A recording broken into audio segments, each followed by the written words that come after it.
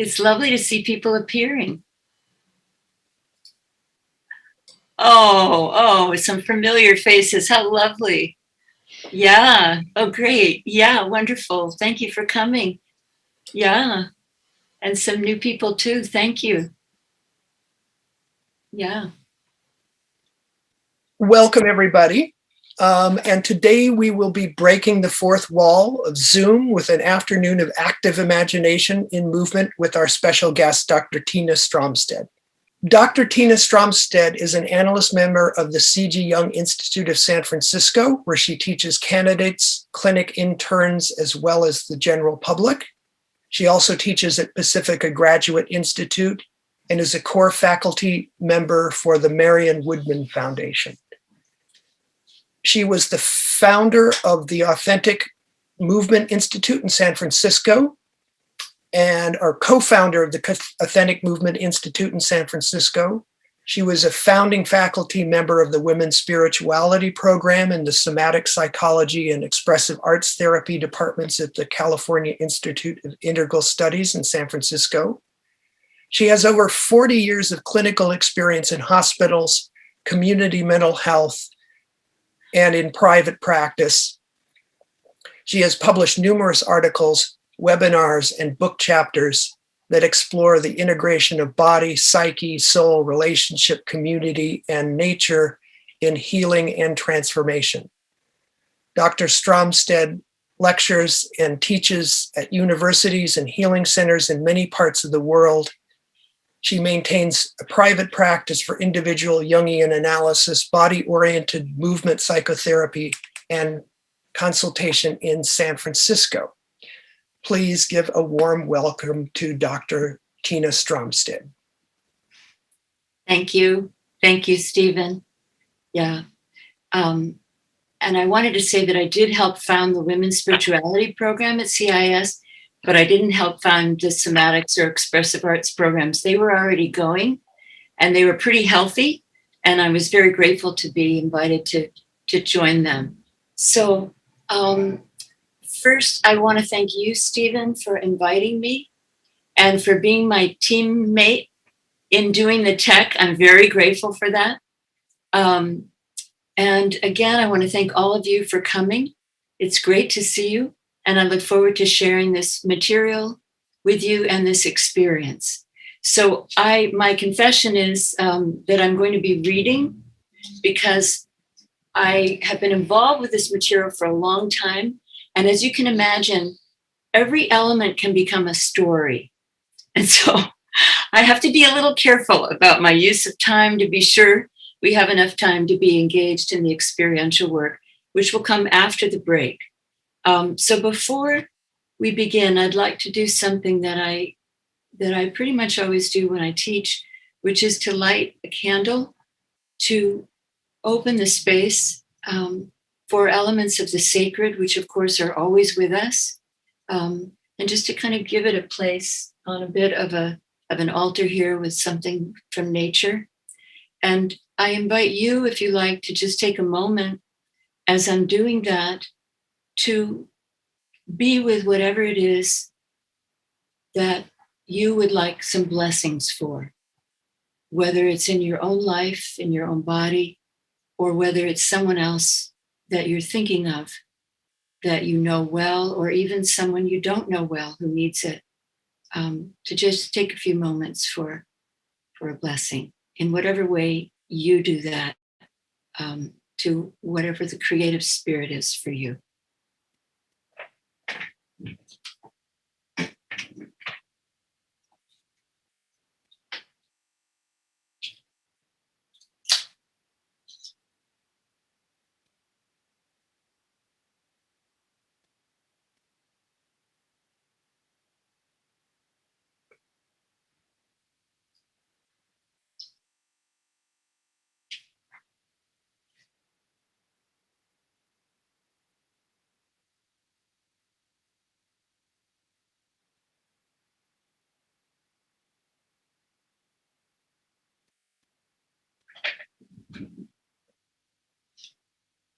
Okay.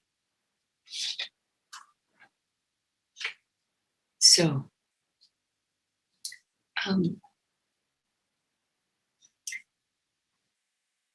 Before we begin, I want to give us some moments to welcome your body. We've all spent a lot of time on the computer, I'll bet, and on Zoom. Again, I'm grateful that we can. It also means a fair amount of sitting. And when I go to conferences on neuroscience, they often say that sitting is the new smoking.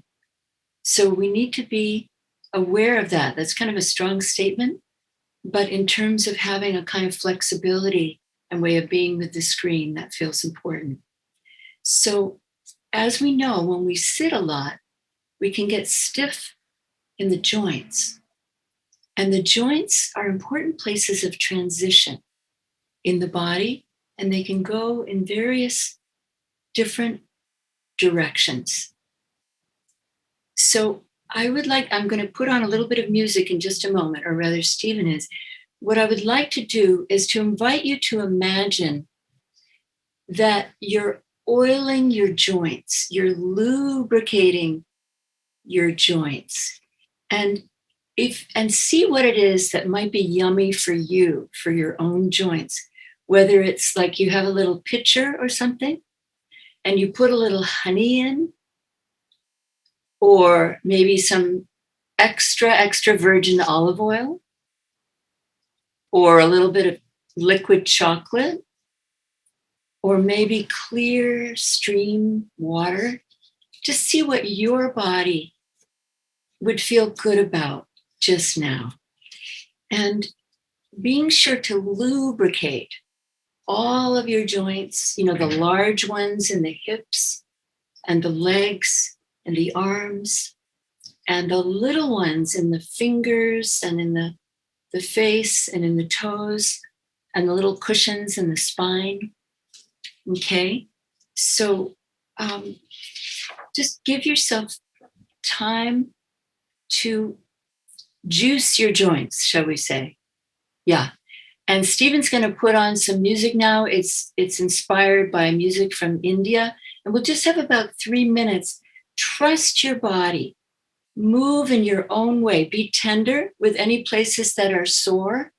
And in fact, if you have places that are stiff, probably not. But if you do, or anything that's sore, take your time to kind of sniff around those places. We often tend to avoid them if they're sore or stiff.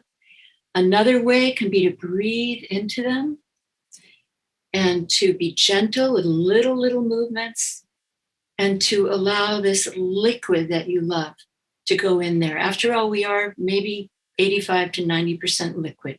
So we're connecting with that part of us. So here we go. If you want to give us a little music, Stephen, you can be sitting, standing, lying on the floor. Do whatever feels best for you.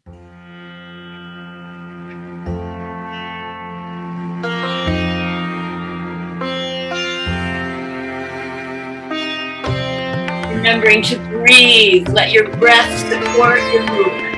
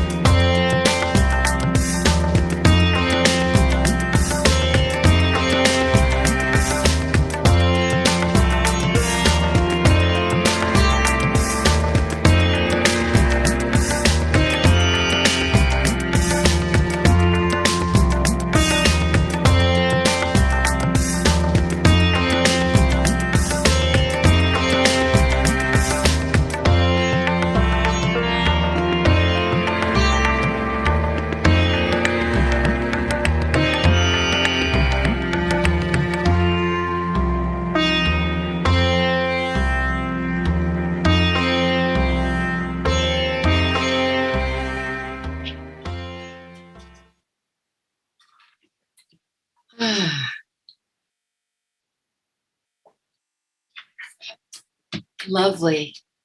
Yeah. So you feel a little bit different? Yeah, I'm seeing some nods and some smiles. Glad to hear that.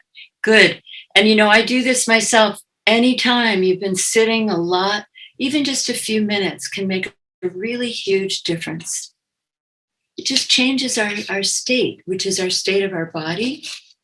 And it's also our state of mind. So, so also in terms of the body, as we're sitting, and of course I invite you to be standing at any time you need to, lying down, any of those kinds of things that feel good for you. I'm remembering my first grade teacher, when I put shoes on, not maybe for the first time, but I went around barefoot quite a bit in nature where I was growing up. So there were shoes on, a little more dressed up. And the teacher said, pay attention. That's how you learn. And what that meant was sort of sitting up straight and opening my eyes wide. And I was sort of holding my breath. And I realized later that it was a little bit like being dissociated. But that's what learning was meant to be about, and paying attention. So since then, I realized that we learn in every kind of position. And that if our body is comfortable, it's easier to be receptive. Both what's coming to us from outside that we're receiving, and how we're meeting it on the inside in this reciprocal teaching and learning relationship. So I want to invite you right where we are in our chairs now to tune into your body in whatever ways you do. And I'm going to be giving you some movement invitations or suggestions. And please feel free to tweak them, shift them, so that they work for your body, since everyone's body is different and needs different things. So one thing that can be helpful is to feel our feet on the floor, knowing that the earth is just under that, maybe a ways down, but supporting everything. So feeling your feet on the ground, or whatever parts of your body are touching the floor or the chair. And if you're in a chair, to feel your sits bones, those little points at the bottom, and letting the chair hold your weight. So the chair and the ground, the earth holding your weight, supporting you. And yeah, some of you are doing this, letting yourself perhaps gently rock back and forth a little bit on the sits bones so you can really feel them. Yeah. And then finding your tailbone, that little nub of a bone that's left over from when we had big tails when we were dinosaurs. So that little point in the back at the bottom of the spine, and letting yourself rock forward and back as well. So you can feel the sits bones. Yeah. Just letting your breath be there. And then if you like, how about a little kind of a gentle circle on all 3 points? The sits bones, the tailbone, and forward. I like to think of that as our sacred triangle there at the base, at the first chakra, supporting us and connecting us with the earth.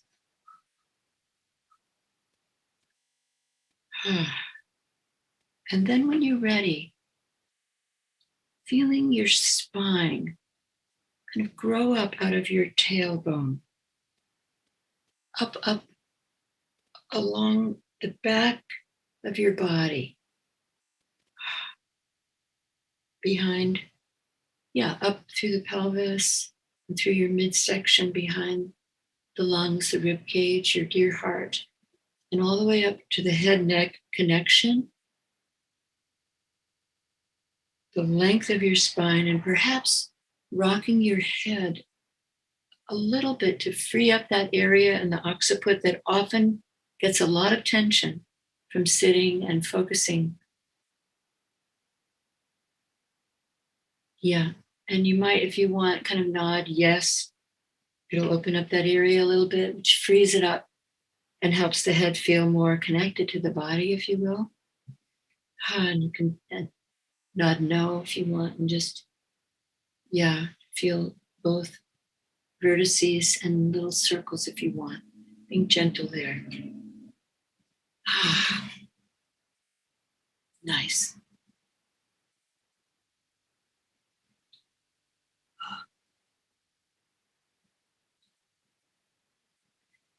And then notice what, as you're tending, is calling to you in your body. Again, it may be an area of tension or holding, or just a place that needs your attention.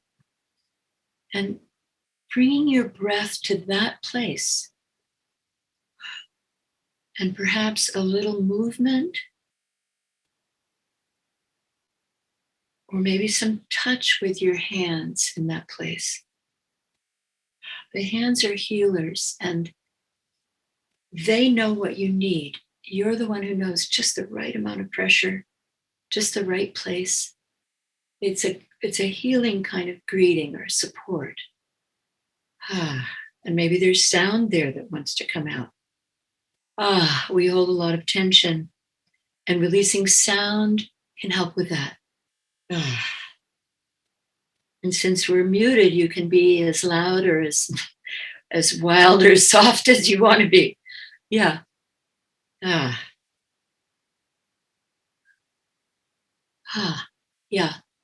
And maybe a little bit of movement in the jaw, very strong. Yeah, some of you are already doing that. Huge, strong set of bones, very powerful. I once went to Cirque du Soleil. Probably many of you have seen them. And, right. And it was amazing to see them swinging on trapeze by their jaws. So that shows you how strong they are. And we often hold them when we're feeling a little tense or uptight so just allowing that to be a little softer, a little looser. And it'll kind of help us be with some of what I'll be sharing, mostly just be with what's present for you throughout. So many of you have your eyes open, some your eyes closed. If they are closed, which you can do at any time, I invite you to open them just for a little bit and let your eyes go to where they would like to in the room that you're in. Just letting them move how they would like to, taking in the space, a kind of orienting to where you are. It may be a very familiar space or not. That said, we often don't always notice what's there because it's so familiar. And then at some point, letting your eyes rest on something that gives you comfort or pleasure. Perhaps something in nature that's within eyesight through your window or where you are. Or within your space, something colorful or grounding for you. It's like, here I am. This is where I am at this moment, even as we're here in community.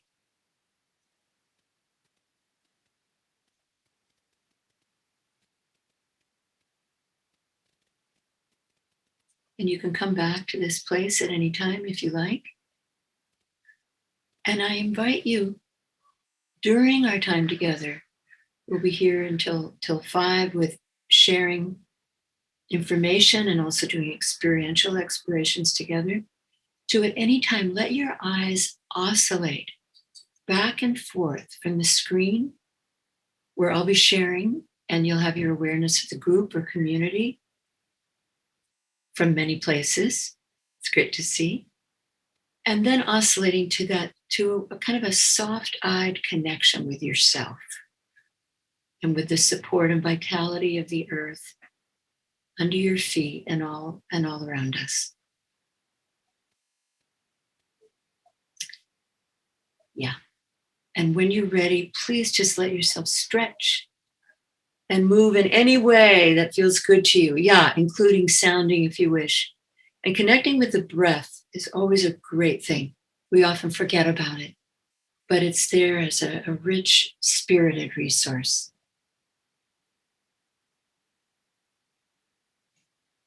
And again, shifting your position whenever you need or wish to. So now I'd like to share a PowerPoint, and I'll be doing this for about 50 minutes or so, 50. And then we'll have time for Q&A and talking with each other a bit, and then we'll have a brief break, and then I'll be guiding you in the experiential exploration, which I'll be sharing a bit with you about beforehand.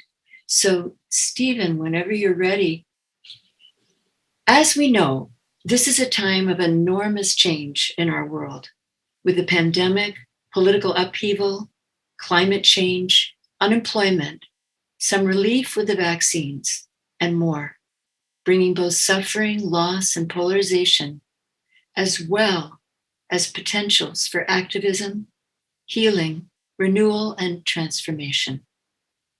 How can we care for ourselves, connect with ourselves and others in meaningful ways, and engage in a way that can support us in being here now and in moving forward with the times?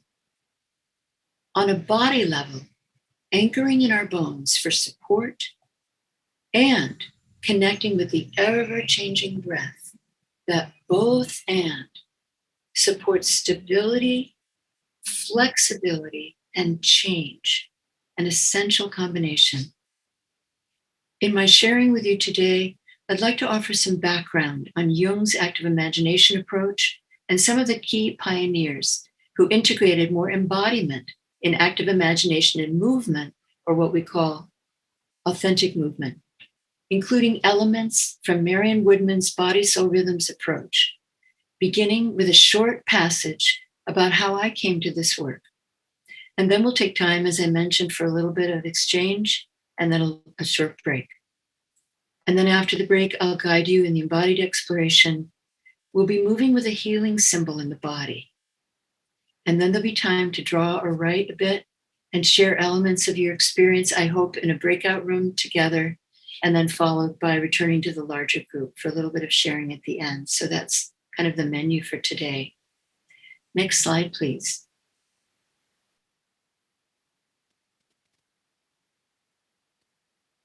Before I begin, I'd like to briefly share how I got into this work.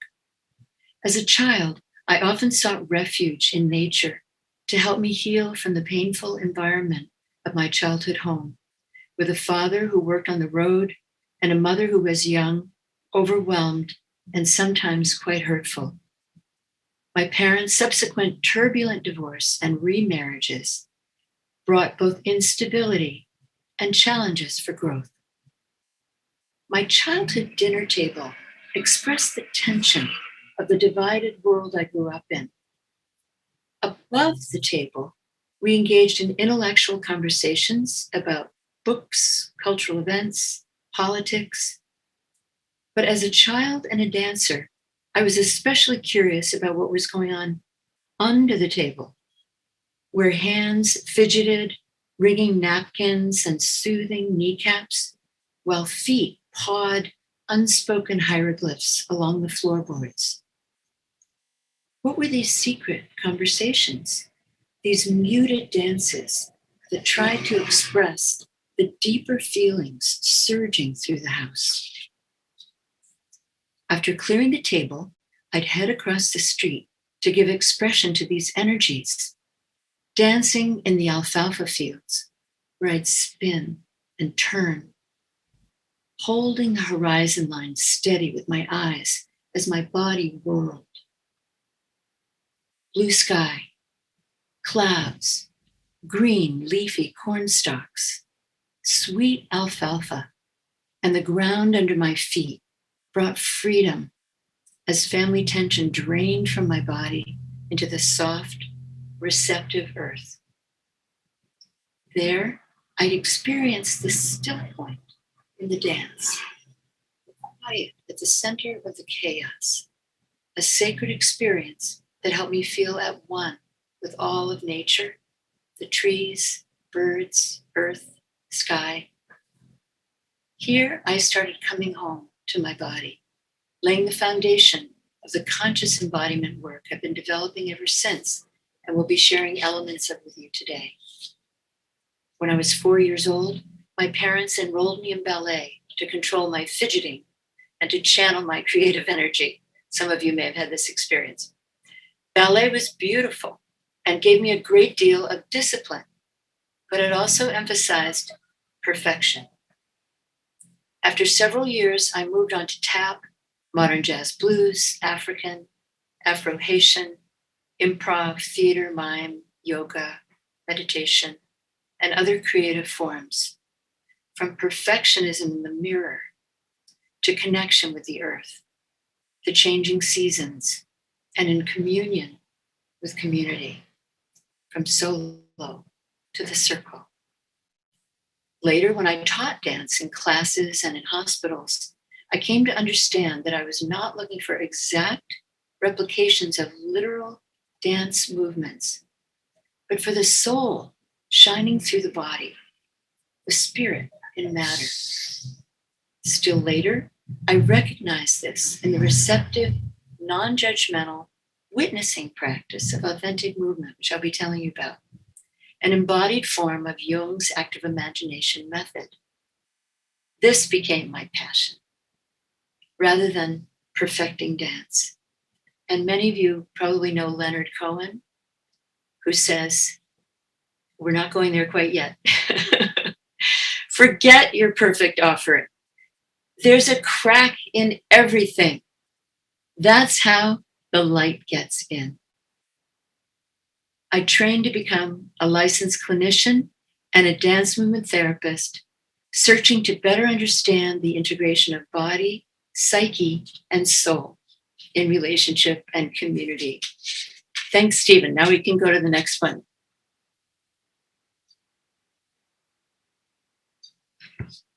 As a girl, I also read fairy tales and myths, which helped me understand how the hero or heroine, that is the pilgrim, the seeker, the protagonist, got through difficult obstacles and life passages. These stories sustained my relationship with the archetypal world and reflected the possibility of transformation. At 18, like many of you, at one point or another, I read Jung's autobiography, The Memories, Dreams, and Reflections, and realized that fairy tales and myths reflected the process of what Jung called individuation, the soul's journey toward a more embodied, realized life, the process of becoming your authentic self. I also kept dream journals throughout the years, and though I had no one to talk with about them, I knew dreams were important, and I could see the changes that were unfolding in them. Later on, my analysts and teachers helped me begin to bring all of these elements together, both within myself and in my work with others. My interest in dreams, the body, and dance led me to develop a practice I called dream dancing, which was the subject of my master's thesis in 1982.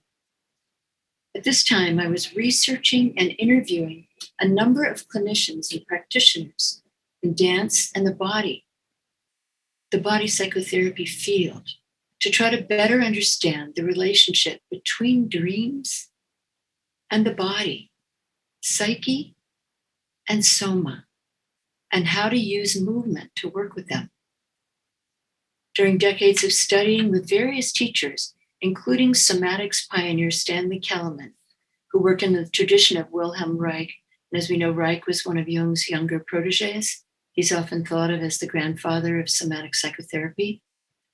I had an opportunity to participate in annual seminars that Kellerman co-led with mythologist Joseph Campbell, as each shared their questions and areas of expertise. Next slide, please.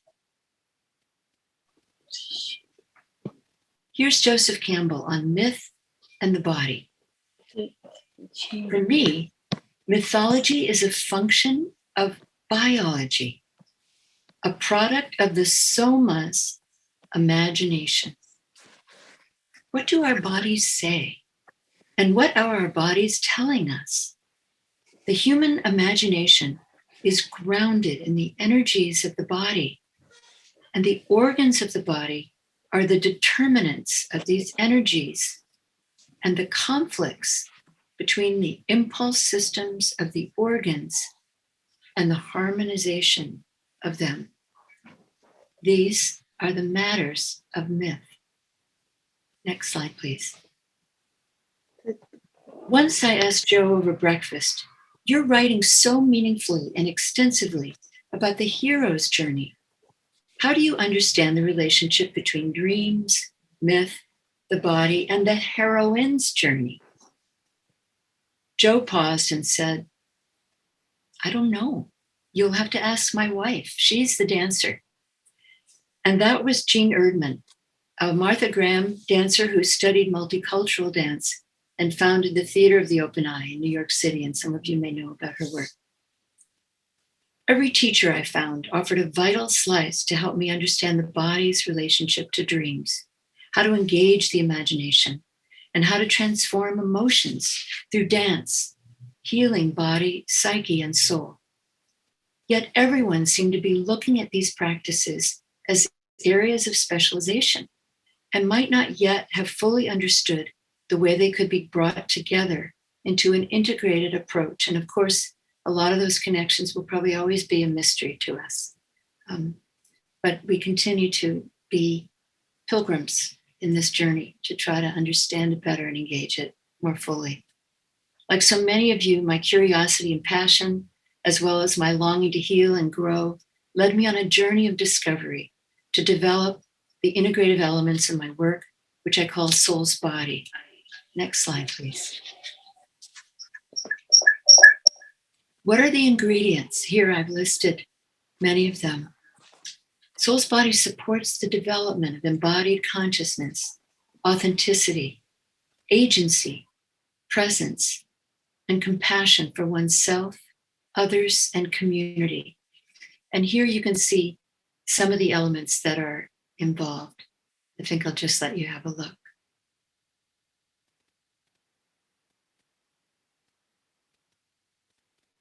I'll talk a little more about these elements throughout our time together. These processes can assist you in re-inhabiting your body, engaging your authenticity, exploring new ground, and returning to daily life with the treasures discovered there, like the fairy tales and the myths. Open to all, this transformative process offers the opportunity to enrich your explorations of body, psyche, and spirit.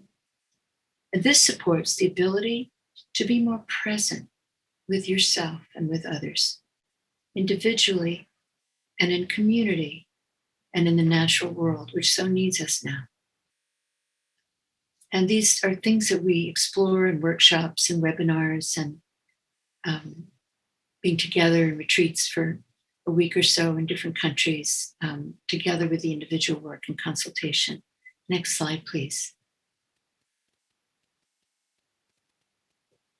What is the soul? This is a big question, so I'm just going to reflect on it in a way that I can think about it.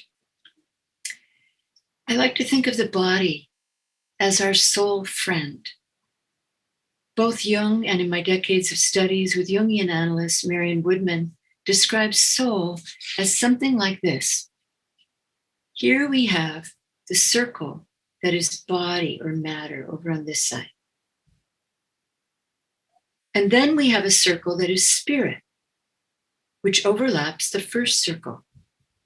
There's an almond shape in the place where they overlap, a mandorla. This represents the soul space, which can then be understood as the intersection of body and spirit, or the inspirited body or spiritualized flesh. That alchemy and many of the world's great spiritual traditions speak to. We seek a more soulful life, where your everyday embodied experience and your sense of spirituality come together to live a fuller, more meaningful life. Next slide, please. Now, I'd like to take you back to Jung and his development of active imagination. Stories many of you may be familiar with, though I'd like to bring them together here. Jung's discovery first came from his own need to heal himself after the painful break with Freud. Symbolic play became a rite d'entrée, a ritual of entry into his unconscious. He realized he needed to ground the potency of the images that arose from the unconscious so his psyche wouldn't get flooded, splintered, or kind of lift him off the planet in a kind of dissociation. Jung's work provided some of the seeds for contemporary embodied methods with dialogues with inner figures, for example, psychodrama, gestalt, voice dialogue, family constellations work. I'm sure there were other influences that came into these, but they're very deep and creative ways of working with inner experience. And Jung was a very early pioneer in this. Next slide, please. Jung described active imagination as his analytical method of psychotherapy. As I mentioned, it's often the case with those of us doing healing work that his discovery, like ours, first comes from our own need to heal ourselves, as did his. As we know, Jung and his elder colleague, the psychiatrist Sigmund Freud, had been close colleagues and friends. However, as Jung's work grew in new directions, Freud could not accept this departure from his doctrine, and their collaboration came to an end. After the painful split, Jung felt disoriented and experienced a very challenging time of inner turmoil. Though spirituality was very important to him, as a trained medical doctor, he sought a reliable method for understanding what was happening to him and how he might cure himself from within. Feeling a tremendous inner pressure, he finally decided to engage with the impulses and images from his unconscious. The first thing that came up was a childhood memory. At 10 or 11, when his younger sister and only sibling, Gertrude, was a toddler, he became fascinated with building games. Recalling these times of spontaneous play, he felt a rush of emotion, and as a man in the midst of a midlife crisis, he came to see how he'd lost touch with his creative life. This combination of memory and emotion made him realize that he was reconnecting with something important. He needed to bridge the distance between himself and the young boy. He says, I had no choice but to take up that child's life with his childish games. Sitting on the shore of the lake by his home in Kuznach, Switzerland, he began to build a village in the sand, as many of us have done growing up, carefully shaping each of the buildings out of the earth, sticks and leaves and stones he found there. The son of a Protestant pastor, when he realized he'd forgotten to build the church, he felt hesitation, but then he went ahead and built it. Sitting back, he realized that something was still missing, and he saw that the church needed an altar. Finding just the right stone, he placed it inside the miniature church, and at that very moment remembered a terrifying nightmare from his early childhood about a cannibalistic, phallic god who sat on a magnificent throne in an underground temple. Deeply buried in the cave of memory, when Jung remembered his dream, he brought the power of mature reflection to it. His anxiety subsided, and his energy was renewed. This experience of building sand worlds and working with the memories, fantasy material, and emotions that welled up later influenced his colleague, Dora Kolff, who many of you know about, who pioneered Sandplay therapy. However, instead of play leading down the slope of memory to childishness, play had led Jung directly to the unfinished business of childhood. For Jung, symbolic play led him to the core of one of his deepest complexes. He not only retrieved long forgotten memories from his past, but a flood of fantasies were released that ultimately reshaped his future, becoming the foundation of his depth psychological approach. As you know, Jung recorded his discoveries through painting and calligraphy texts, which became his red book, A Deep Spiritual Journey. Over time, Jung continued to refine this process, calling it active imagination, using it both with himself and as a healing method for his work with patients. Distinguishing it, now this is really important, from a more passive attitude toward fantasy, which can take us out of life into trance and away from engaging what troubles us. Instead, active imagination can take you down a deepening path towards self-discovery and healing. In his essays, Jung describes what he called starting points, entry points, ways to begin the depth exploration process. And these starting points can include things like moods, exploring what's this mood about. He would often do that. Or body symptoms, which I like to call body messages. So we don't pathologize them too much, but think of them as messages trying to get our attention from the body. Another starting point could be images from dreams. Also working with polarities, which we'll explore a little bit in our warm-up. Next slide, please. So the active imagination process can be described in many ways, but one way to talk about it that comes from von Franz and later Janet Dalit is to kind of consolidate it in 4 steps as they took Jung's work and tried to kind of further clarify it. And these don't have to go in a clear sequence, and we often repeat them. So step one, opening to the unconscious. This might be through relaxation, quieting the mind and the ego is the intention here. So the unconscious becomes more accessible. Deep breathing, all of those things that we do. Step 2, giving the unconscious form through movement, art, writing, sculpture, music, all of the creative arts. Step 3, reaction now by the ego. That is relating to what's emerged and having a chance to reflect on your experience. So you might be looking at your drawing and going, wow, there's a lot of red in that. I didn't realize my feelings were so strong. Or it's very dark, but there's a little bit of green there in the corner. It looks like a little bit of new life. It's good to know about that. Something like that. So we begin to reflect on what's come out spontaneously. Step 4, engaging what you've learned to inform your daily life.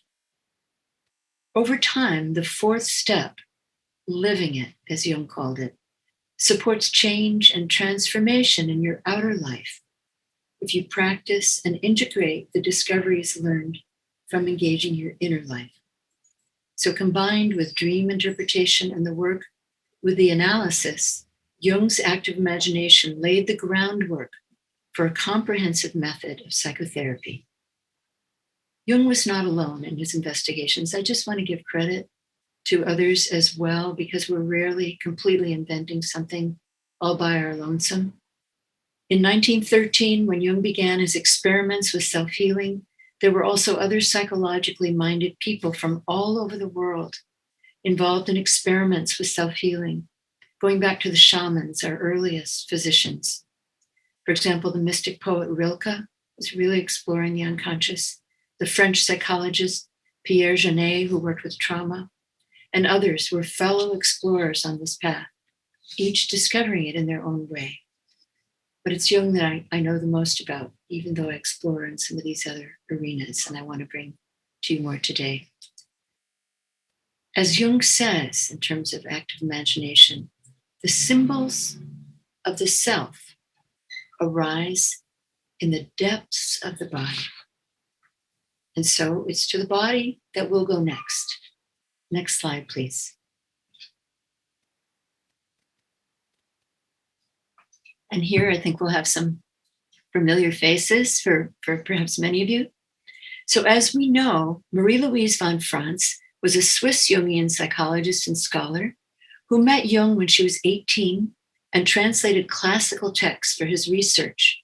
She was known for her psychological interpretations of fairy tales, creation myths, shadow, evil, and transcendence, alchemical manuscripts, synchronicity, and her in-depth work with active imagination, which she called conscious dreaming. And here's Barbara Hanna, who traveled from England in 1929, joined Marie-Louise von Franz and Jung in the further development of the new field of analytical psychology. So practicing as an analyst and lecturer, Barbara wrote a biography of Jung and a book of his active imagination approach. Next slide, please. Here's Robert Johnson, an American psychotherapist and author who went to Stanford and became a student of Krishnamurti. The spiritual aspect was very important to him. Then he went to Zurich to study Jungian psychology, have an analysis with Emma Jung, and then later went to a Benedictine monastery, really working with the spiritual aspect. And he wrote many books that many of you may be familiar with that became actually bestsellers, giving a Jungian interpretation in accessible language of earlier myths and stories and their parallels with psychology and personal development. Books like He, She, We, Inner Work, and so forth. Next slide, please. Now here's Tony Wolff over here on the right, who is a Swiss Jungian analyst and a close collaborator of Jung's, who helped him identify, define, and name some of his best-known concepts, including the anima, animus, and persona, as well as the theory of psychological types. I could say more about her, but I'll leave it there for now. And here we have Tina Keller Jenny, who was one of Jung's early patients, who witnessed firsthand the development of analytical psychology during its formative years. She was a Swiss physician and became a Jungian psychotherapist after many years of analysis with Jung and with Tony Wolff, and discovered movement as active imagination. Keller Jenny was one of the pioneers in integrating analysis with body-based approaches, such as movement and dance, which has since become a major element in the field of body-sensitive analysis and active imagination and movement, or authentic movement. Jung often mentions dance as a form of active imagination. Here's a wonderful narrative by Tina Keller about an analytic hour sometime in the mid-1920s, when she first discovered dance as a way to express the imagination. She brings alive an analytic hour sometime in the mid-1920s or so, when she first discovered dance as a way to express the imagination. And many of you have done this, and we certainly do it as children. They worked with it very consciously. Tony Wolff was her analyst witness in the space, holding the container. Here's Tina Keller. When I was in analysis with Miss Tony Wolff, I often had the feeling that something in me, hidden deep inside, wanted to express itself. But I also knew that this something had no words. As we were looking for another means of expression, I suddenly had the idea I could dance it. Miss Wolff encouraged me to try. The body sensation I felt was oppression. The image came that I was inside a stone and had to release myself from it to emerge as a separate, self-standing individual. The movements that grew out of the body sensations had the goal of my liberation from the stone, just as the image had. It took a good deal of the hour, and after painful effort, I stood there, liberated. This very freeing event was much more potent than the hours in which we only talked. This was a psychodrama of an inner happening, or that which Jung named active imagination. Only here, it was the body that took the active part. Next slide, please. As we know, the body holds memories and experiences in what we call the somatic unconscious until conditions are safe enough for them to be remembered, expressed, and integrated. That is for the psyche to grow strong enough to hold them and work with them, often in the context of a relationship with a compassionate other. This includes what Jung called the shadow, our unconscious, repressed, denied, or less developed parts of the self. This energy can have a profoundly transformative effect when experienced, differentiated, and integrated. The shadow may also represent positive elements within ourselves, everything that is yet unborn and not yet conscious in us. I think Jean Bolin put it like that. Things that we can't yet own, but that instead we project out onto others, or we attribute to them, or we elevate in someone else who we feel is able to do something that we feel we could never do. And I was excited to see that Dave Rico gave a presentation on the shadow for the APC, and I really look forward to seeing that Dave, who's here with us today. On a body level, shadow elements often emerge spontaneously through unconscious movement responses, gestures, voice tone, verbal expressions and metaphors, skin flushes, breathing patterns, moods, and more. These can, over time and with rapport, be reflected back by the therapist or analyst and experienced more consciously by the client. This is sensitive work, though, as the client needs to be ready to acknowledge the presence of these elements or feelings without further distancing themselves from the feelings associated with these shadow elements. Exploring the body level responses provides a bridge to the unconscious, frees life energy essential for growth, and connects a person to a deeper sense of knowing, creativity, and wholeness. It takes a lot of energy to keep stuff in the basement. So you can imagine as we begin to free that up with enough safety, a lot of energy becomes available that wants to find its form in your daily life now. As Jung says, one does not become enlightened by imagining figures of light, but by making the darkness conscious. Body-oriented psychotherapy and therapy in general often involves coming to terms with shadow material. The practice of authentic movement can assist in this process as genuine feelings emerge, which enhance self-knowledge and connection, rather than being repressed, or as I said, projected, or polished for political correctness, or acted out in the world against others, which we're seeing a lot of, and we have over these past years, or turned inward in potentially self-destructive thoughts, beliefs, and behaviors. As Rumi, the mystical poet, put it, that which haunts us will always find a way out. The wound will not heal unless given witness. The shadow that follows is the way in. Next slide, please.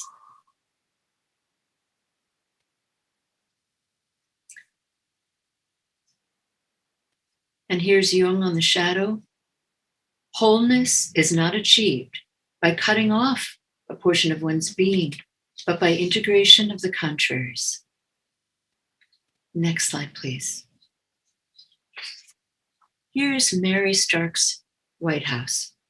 For those of you who are new to this approach, authentic movement was originated by Mary, a modern dancer and pioneering dance therapist in California in the mid-1950s through about the 70s. Mary studied with myth-based modern dancer Martha Graham in New York and with expressionist dancer Mary Wigman in Germany.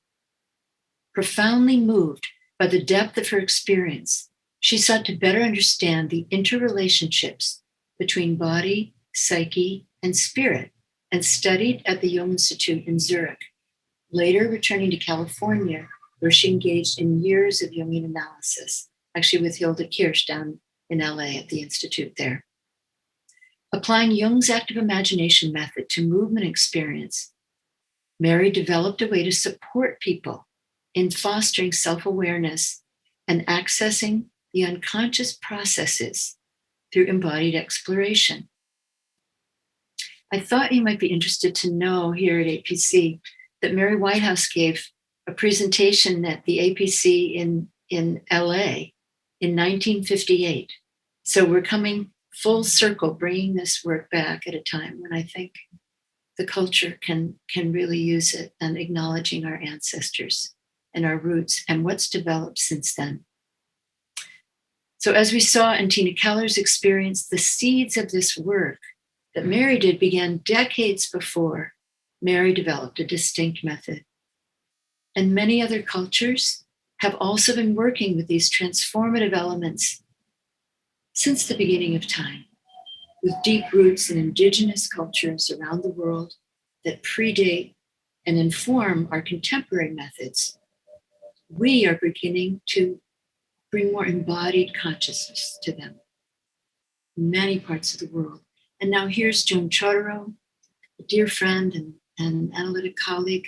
She's a Jungian analyst, dance therapist, author in Fairfax, California, who took the teachings from the earlier ancestors and pioneers and brought them into current times. She's one of the foremost teachers of authentic movement and has written extensively on the relationship between Jung's analytic work and the body. And some of her writing is in the handout that Stephen sent to you. With Joan's late husband, Jungian analyst Lou Stewart, and his brother, Charlie Stewart, they developed what they called archetypal affect theory, drawing from Jung, Darwin, Sylvan Tompkins, Paul Ekman, and Joan's experience as a dancer. Janet Adler was another of Mary Whitehouse's students who studied with Mary briefly and whose discipline of authentic movement investigates the mystical aspects of the practice. In 1992, I co-founded the Authentic Movement Institute with dance therapist Neela Hayes and invited Joan and Janet Adler and soon a number of other colleagues with different specialties to join us on the faculty, training additional generations of authentic movement practitioners and teachers at the Institute in Berkeley and internationally. Next slide, please. So here, we're going to go more into authentic movement, which Mary sometimes called movement in depth. So I want to share a little bit of this with you because this is part of what we'll be doing after the break together. In this practice, there are two roles that can be done in groups, with groups of movers and witnesses, or in a therapeutic container or in another setting with a mover and a witness. The mover or client in the analytic or therapeutic context closes their eyes and waits, and then, witnessed by their therapist or witness who sits to the side of the space to give you room, moves in response to body felt sensations, emotions, memories, movement impulses that are there, even if we don't know about them before we bring our awareness to them, and also sometimes images and memories. The witness, while the mover is doing this, the witness provides a safe, contained, and receptive presence, maintaining an awareness of her or his mover's bodily expression, as well as their own embodied experience. So it's a both and. The witness is aware of what's happening here, being present to that, and being present to what's happening in their own embodied experience. And at the conclusion of the movement session, there's often a time for creative self-expression. And here's the active imagination. So after moving, the mover may go right into writing or drawing or work with clay, any of the things that can anchor their experience, what happened that came from the unconscious, which they can then share with the witness. The witness responds to the mover's expression of this physical, emotional, and imaginal elements of the journey without judgment or interpretation. The witness describes specific movements. If the mover would like some feedback, they just remind them of some specific movements they actually saw them do, together with any sensations or images or feelings that arose in the witness's body as they watched. So there's no judgment, because the mover is the expert of their own experience. The witness's empathic mirroring helps the mover recall and reflect on movements arising from their unconscious. Spirited transpersonal experiences may also emerge, sacred energy that springs from the deeper layers of the self, that's capital S, that kind of sacred generative core of all of us. These moments are often characterized by a sense of resonance within and between the mover and the witness. And then following the authentic movement sessions, as I mentioned, movers may continue their process in daily life through a wide range of creative expressions. It could be through painting, choreographing dances, creative writing, sculpting, or composing music, bringing further form to what was once unconscious, thereby enriching their lives and possibly contributing to the further development of the wider culture. So I do want to say that this approach is most appropriate for people with a good ego strength, who are not in crisis or already overwhelmed with the contents of the unconscious, because it's inviting closer contact with that. As the philosopher Gregory Bateson put it, the schizophrenic drowns in the same waters the mystic swims in. So we want to feel grounded and connected with more of a reality principle to welcome and engage the unconscious through the body. Next slide, please. So here are some of the applications. Please just have a look at them. I won't be reading them because you can see them here.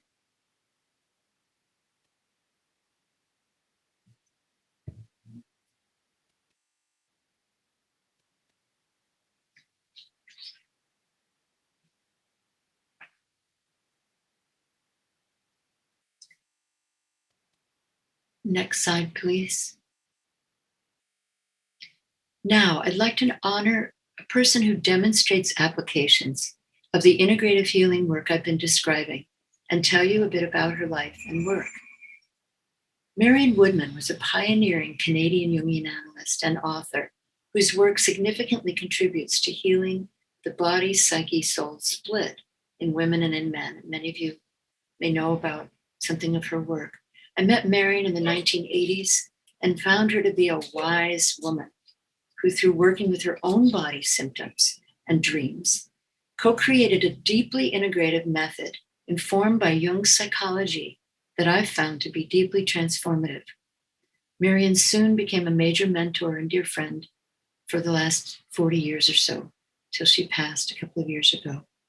Next slide, please. Marion's work, together with Anne Skinner there in the middle, the head of voice at the Stratford Shakespeare Company in Ontario. She's a mask maker, and together with working with the natural voice. And here we have dancer Mary Hamilton from the Royal Canadian Ballet. The three of them formed a deep integrative approach they called body-soul rhythms, which expands and deepens Jung's work on feminine psychology, supporting the development of what Marion called presence, process, intuition, emotional intelligence, and relatedness in healing the mind through the body. How does this work? Next slide, please. Here are some of the major components. And again, just please have a look.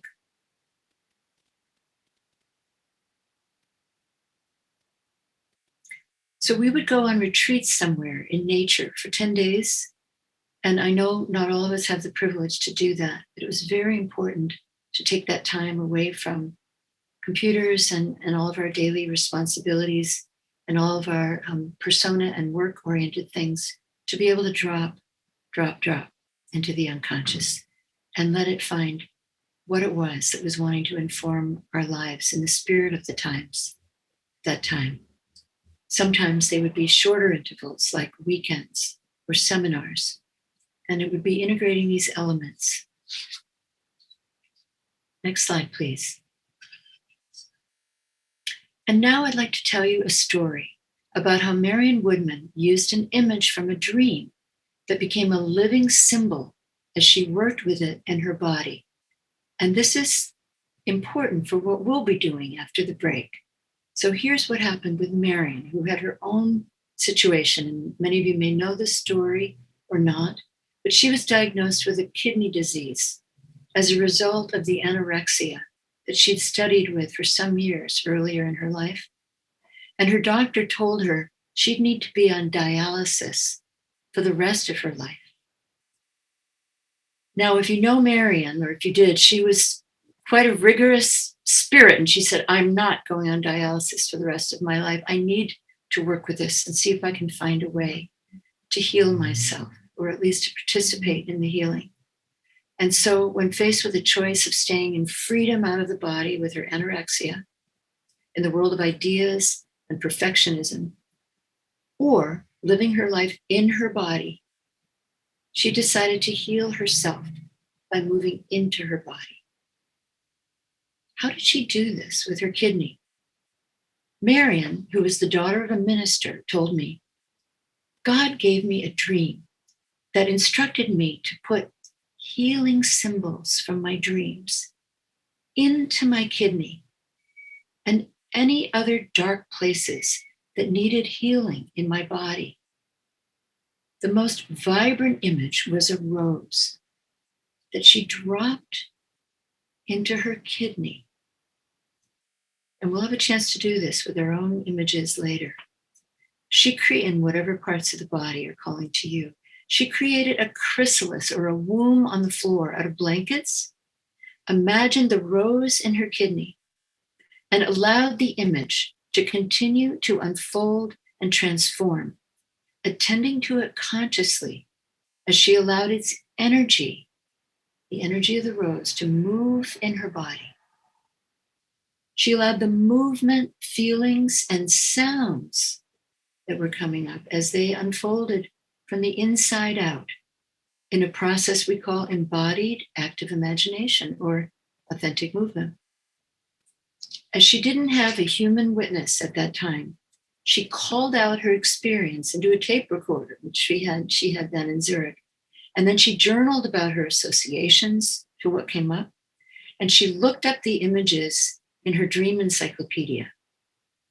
Though she was in analysis at the time, it was this embodied engagement, which can be missing in verbal psychotherapy, that was crucial in her healing process. Over time, Marion was healed, and she never had to go on dialysis. And, I just want to say that though we can't guarantee results like these, and it's essential to consult a physician, it's also true that our own inner work can contribute significantly to the healing process.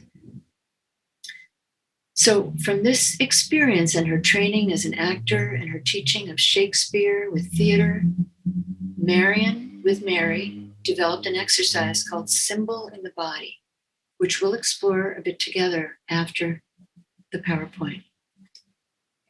Okay, next slide, please. Here's going to be a very brief video of Marion that illustrates the process that I've been talking about.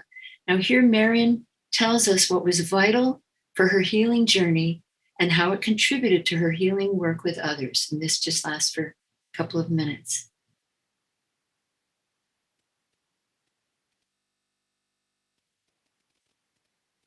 We need the sound. Ooh.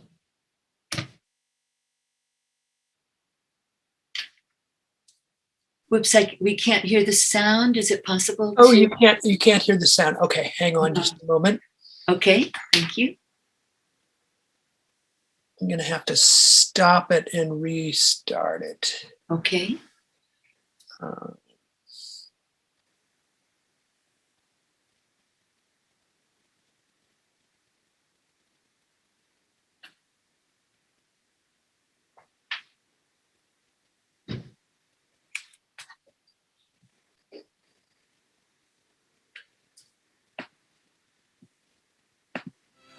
what is that emotional Yes, great. vibrancy that comes from the body right through the whole being.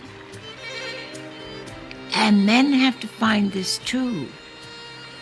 I'm talking about an energy like a wind that blows through the body, through all the musculature and the nerves of the body. And that sensibility and sensitivity is the reality of the person. Well, I've come at it step by step by step through my own work. You know, I started out with the anorexic addiction. And in order to be healed, I just went step by step myself, basically. I knew I was out of my body because every time I became sick, it had to do with spirit going so high that it couldn't be held in the body. It couldn't deal with the grief. And so when I finally realized that I had to do something changed 100% or die, I started to work with dreams and images, particularly writing. And my motivation there was that I felt proud of myself when I was creating from myself. I felt there was somebody inside that was doing those pictures or writing. My way of working with addictions is to try to find where they are creative. Where can the real light come in? The real light. Or the real God or the real goddess. So that the God creates is the energy that can pull you from a satanic energy that is taking you into death to a living energy that will take you into your own creation.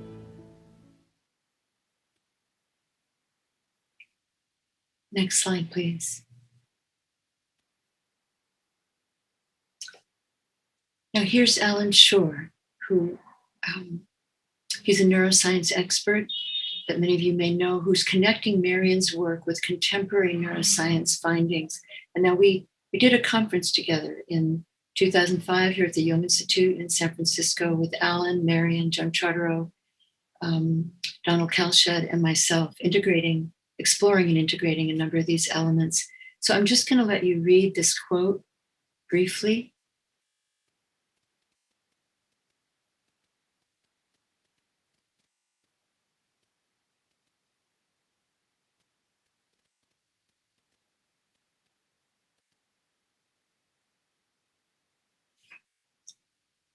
And then next slide, please.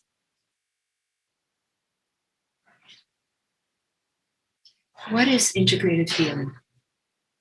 It's a way that addresses multiple levels and many layers of experience within and between people, including developing embodied consciousness, feeling more at home in your own skin, access to genuine feeling and agency, that sense of can-do in the world, reflective thinking, curiosity, and discernment, primary left brain functions, regenerating the active imagination function that's often collapsed in trauma, inviting its expression through creativity and dreaming, capacity for forming healthier relationships, working toward healing early attachment wounds that help the person find their place as a valued member in community, and restoring that sense of connection to the body of the earth, the natural world, and the wider cosmos, that sacred dimension. Next slide, please.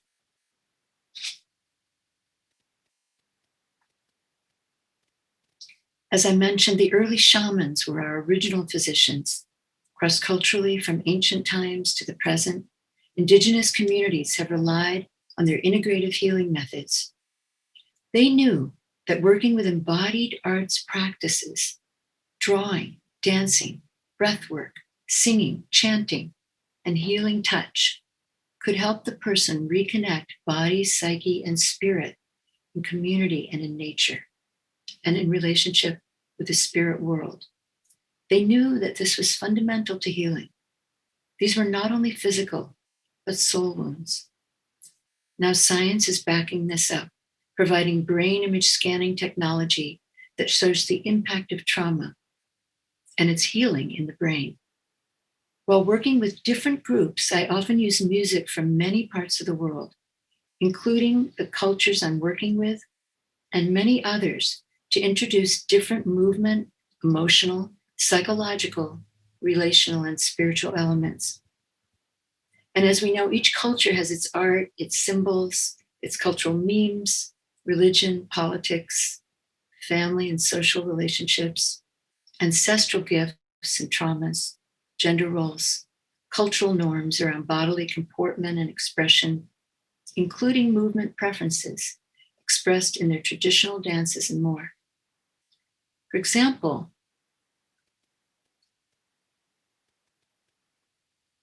when teaching in South Korea, participants were profoundly polite at first, though they opened up with potent energy and emotional expression when we worked with structured movement with the support of music.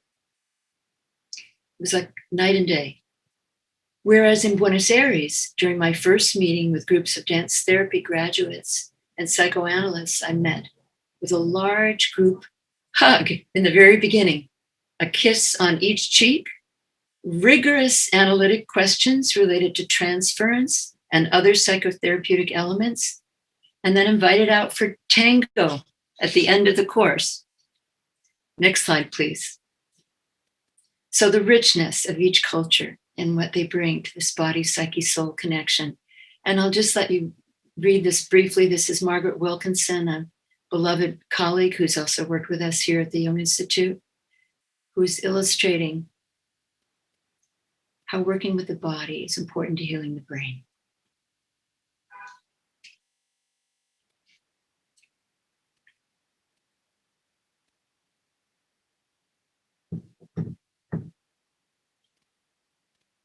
Next slide, please. Community is also nourished by authentic movement when practiced in group settings. Themes and stories often emerge from the collective body, seeking insight and integration into daily life. Our individual bodies also echo the Earth's body, as you see here in this beautiful image. So this is the microcosm, the body of the macrocosm of the Earth's body. How we attune to and support or deny or ignore and desecrate one, our own body or the earth, is inevitably reflected in the way that we treat the other.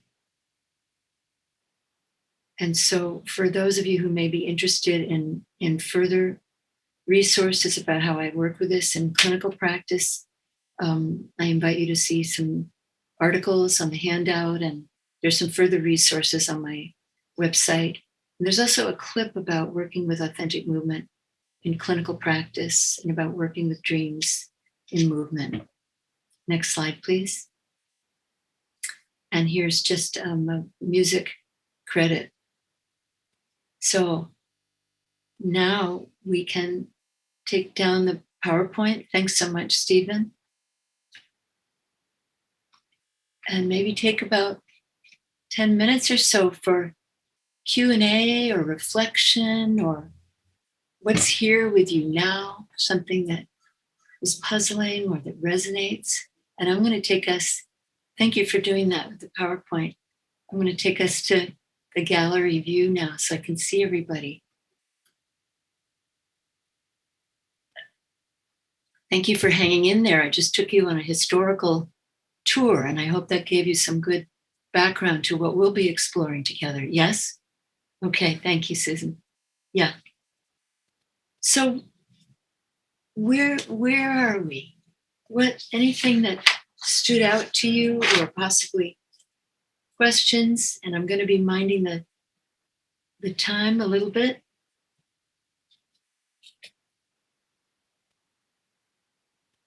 If you have any. Yeah, Peggy, I can see you. Do you want to unmute? And I'll just call on people as I see you. It may not be completely in the order they came up, but I'll give it a try. And if I've missed someone, Stephen, if you could let me know, that'd be great. Thanks so much. Okay. Somewhere during the talk, I was reminded of a brief experience where I was having my gallbladder removed by a laser thing. I mean, it wasn't invasive, and the surgeon is a woman, and she's pretty famous in the parts where I live. And what she did, she came into the room, and the first thing she did was massage my feet. And it was the most relaxing, wonderful connection. It just set me up, for what was going to come next. Peggy, I am so moved to hear that, as I bet we all are. That doesn't always happen. No. She was really tuned in, wasn't she? She was. That's to body and soul. And it made such a difference. So glad to hear that. Yeah, it's not that we don't live in a mechanical body. And we don't want to be mechanical with each other. When we go through experiences like that, we need more of a sacred container and a loving care and connection, in addition to all the, technical expertise that we're really gifted to have. Not everyone has that. We do more in the Western world and in some other, parts of the East, North, and South. Mm-hmm. Yeah. Thank you for sharing that. I'm so glad that was able to happen and that you're okay. Yeah. Yeah. Great. Anyone else have anything that comes to you that you want to share that resonated in some way, or a puzzlement or question?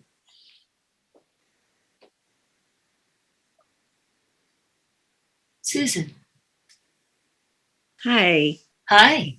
Hi. Thank you so much for this wonderful presentation. I actually had lots of different associations throughout. But one thing that occurs to me as we get closer to doing our own experience is actually the anxiety of having a witness. Okay. I'll speak to that. Go ahead. Okay. And it's just interesting how container, when it's safe, of course it does feel containing, but it also just feels so exposing. And actually that anxiety, then I'm imagining, will take me out of a deeper connection with myself because I'll be worried about the other. So anyway, sounds like you're going to get to that issue. Yes, I was going to speak to that, and I'm so glad you're bringing it up in a natural way as it's arising. Yeah, I know what you mean. And actually, the first time I started moving with a witness, I had hair that went way, way down the back of my body. And I just bent down and threw it over and moved behind my hair for quite a long time. I'm seeing some nods. Yeah, well, what am I going to do? Well, we have some other possibilities. We have many possibilities. Also, I want to mention that one of my clients in my analytic practice, in which I sometimes use authentic movement, if they request it and if I introduce it, because we're staying in the head, there are many ways to work with structured movement, with music, and quietly with active imagination and movement, with the eyes closed and just cracked for safety. Yeah. So I had someone who came who had a lot going on with her body, various, illnesses she was struggling with. She'd been out of surgery and she wanted to reclaim her body because it felt like a very painful, scary place for her. And what did she do? She wanted to be seen, and I was sitting to the side of the space on the floor, as I often do. I have a futon in my office. And of course, now people are moving in their own living rooms and so forth, so we'll come back to that. And I hope we can get back to being in person. But the gift of this is that we can meet from all over the world. So there's a silver lining, right?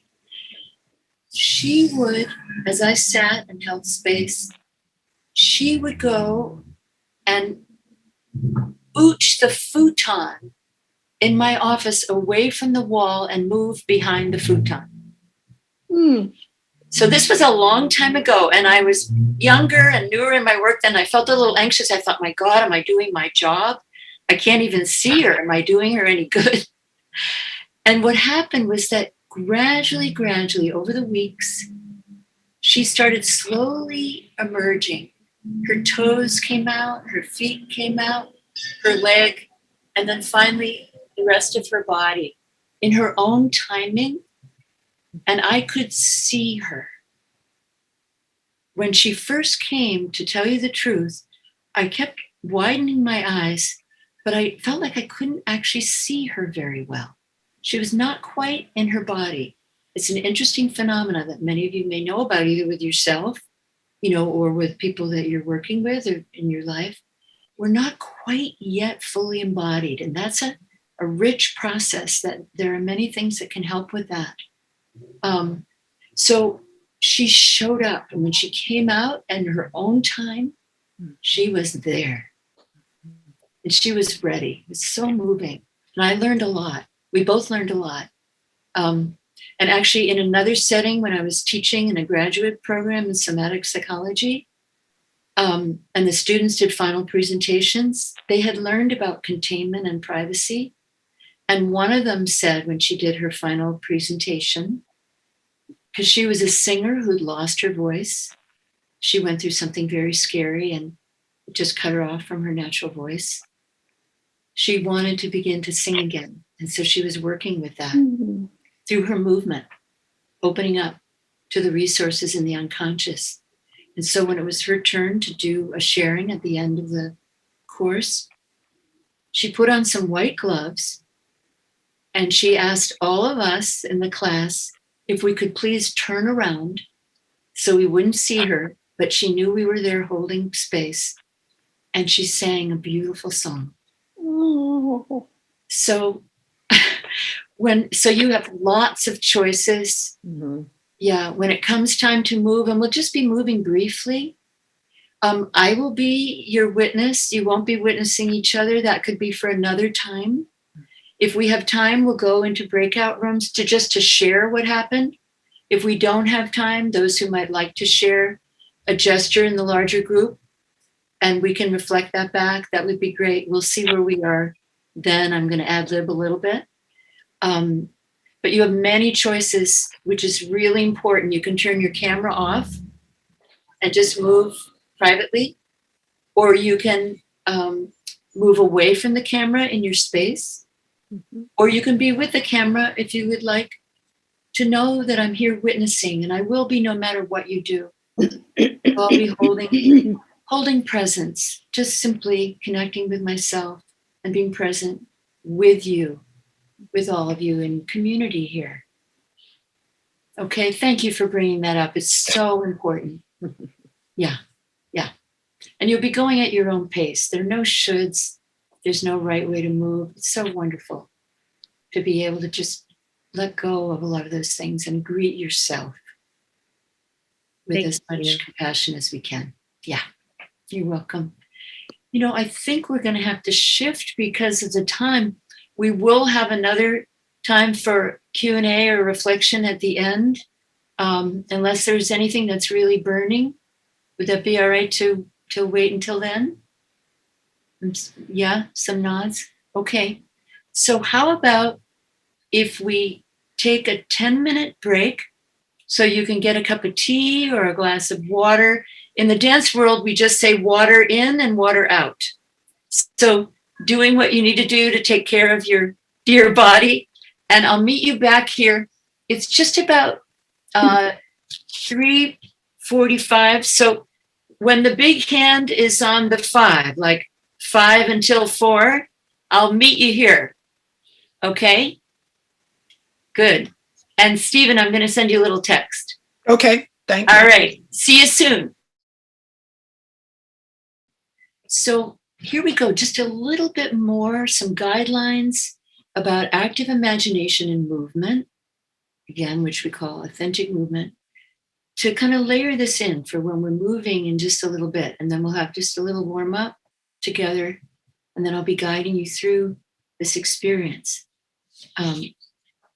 So again, this often takes place with eyes closed because we're so visual that letting them close allows us to tune into inner experiences, inner body talk, inner messages like images or feelings we might not have even known were there. We might not have had the time to open to that, or sensations in the body, or movement impulses, or memories, or bits of dream.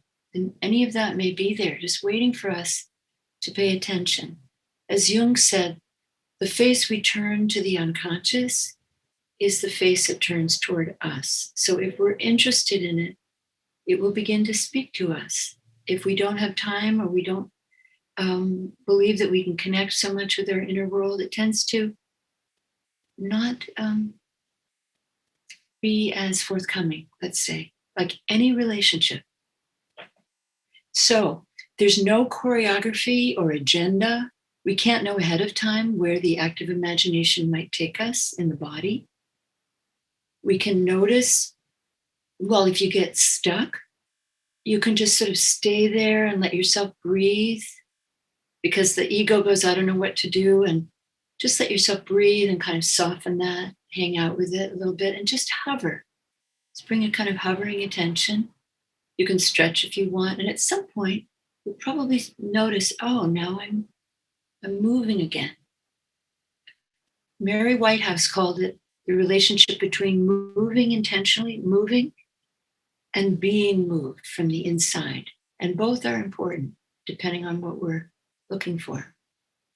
If you have any mental chatter, do any of you ever talk to yourself in your brain, or when you're walking around in your house? Yes. Okay, me too. Just notice it, because it can tend to take us up and out, and see if you can use it as a cue to say, oh, I can come back to that later, what I have to do later, my laundry list or conversations, and then just notice what's happening in your body and your breath, and that will help you return to your more direct experience. Safety.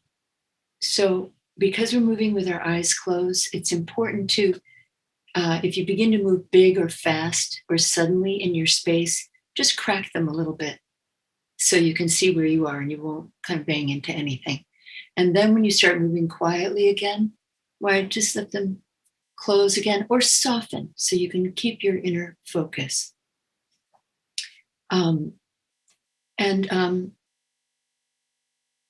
I do want to mention confidentiality, that whatever we share here just stays here, and that if you learn something about yourself from what someone else shares, we might want to share that with our analysts or a loved one or something like that, but we just don't name the person. So whatever wants to be shared has a sacred space here.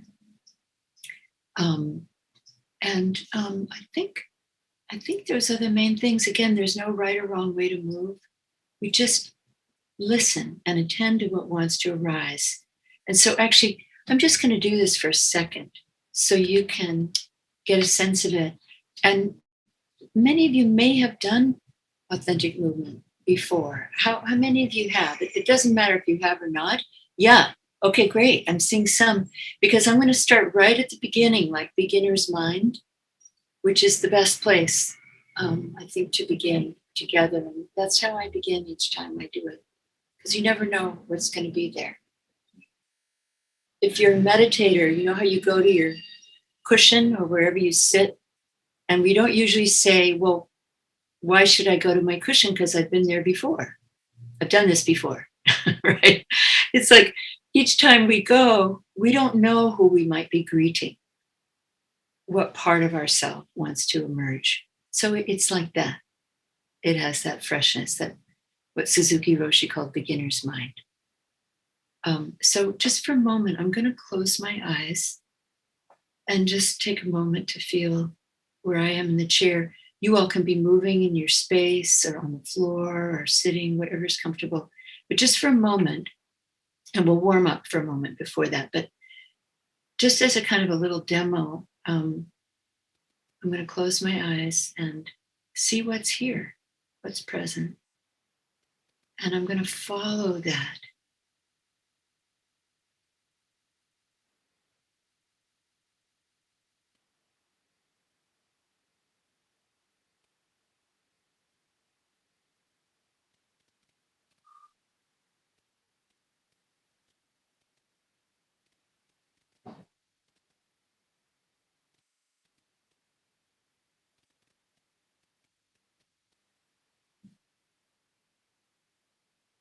So I can't quite know, but I have a sense that my movement would have probably taken me down to the floor to just be able to move along there.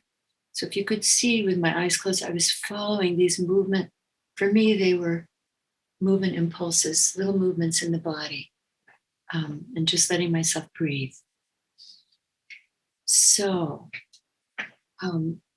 just a little warm up. I mentioned opposites before because Jung worked a lot with opposites. And he talked about holding the tension between the opposites as a way to come to a new third, something larger than the sum of the parts, the either or ways, that black and white thinking that we tend to do.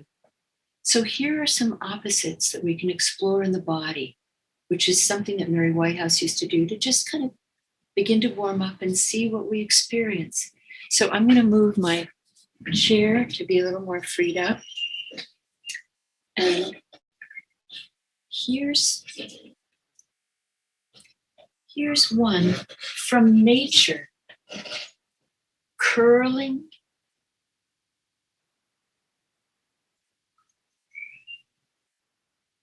and unfurling, almost like a fern or like a plant or a flower or something like that. So if you want to join me, if you're comfortable, in whatever position you're in, curling, and you probably feel more of your back there, and then unfurling and opening out. You might imagine you're like a plant greeting the sun. They often close up at night and open up when the sun comes. And then, nice. Feeling your whole spine just kind of rolling up. And you can make a sound at the top of your movement if you want. Yeah, nice. And then related to that, expanding, letting yourself go wide and take up space. Often we kind of squish ourselves and we don't take up the space that we need. And then contracting, but don't go so far in that it feels stressful. We don't want the cortisol squirting around in the brain. Just contracting, which might also feel cozy, actually. So you get a little smaller, or we could, contracting and then breathing in, expanding and taking up as much space in your own room there, your own space, as you would like, feeling more free. So letting yourself be a little bit bigger and then a little bit smaller and then a little bit bigger. And here's another set of opposites. An invitation to rise up. Rise, rise, rise. You can go all the way up to your tippy toes. Reach for the sky, for the ceiling and the sky beyond that. Really letting yourself feel the long body. And then let yourself kind of sink. So you're not collapsing, but you're kind of dropping in. You can bend your knees a little bit and drop into your pelvis. And if you want, you can jounce there a little bit in your knees. And letting your weight go into your feet. Kids love to do this. It's a wonderful thing for grown-ups too. Yeah, letting your neck be a little bit gently moved. Yeah. And then here's the last one for now. What they often say about successfully raising a child is that we want to give them roots and wings. And so I want to invite you to feel how your feet, the kind of the roots from your feet can kind of go into the floorboards. Yeah, feeling the soles of your feet and imagining a root, or you might have a great tap root like some trees have that goes right down through your center and into the core of the planet. Yeah. Around sticks and stones and maybe toward a beautiful gemstone down there toward the center of the planet, if you imagine that. You can see what color that stone might be and just let your taproot wrap around the stone for a sense of firmness, and then you can feel the that sense of firmness with that taproot. And then let it be lax a little bit yielding.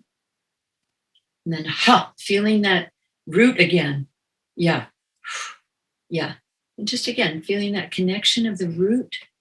And then, as you do so, as we know that our beautiful beings in natures, in the tree, in the plant world, they draw up sap from the earth.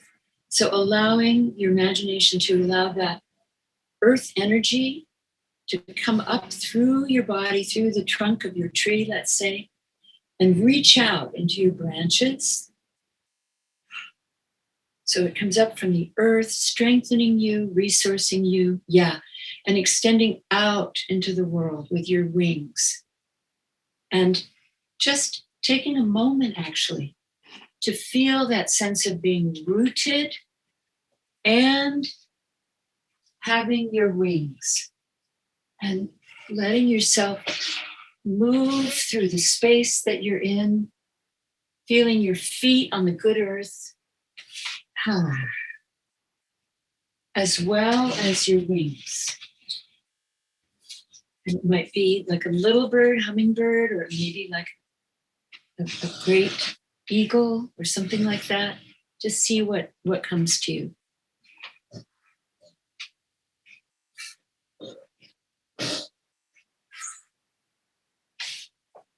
Yeah.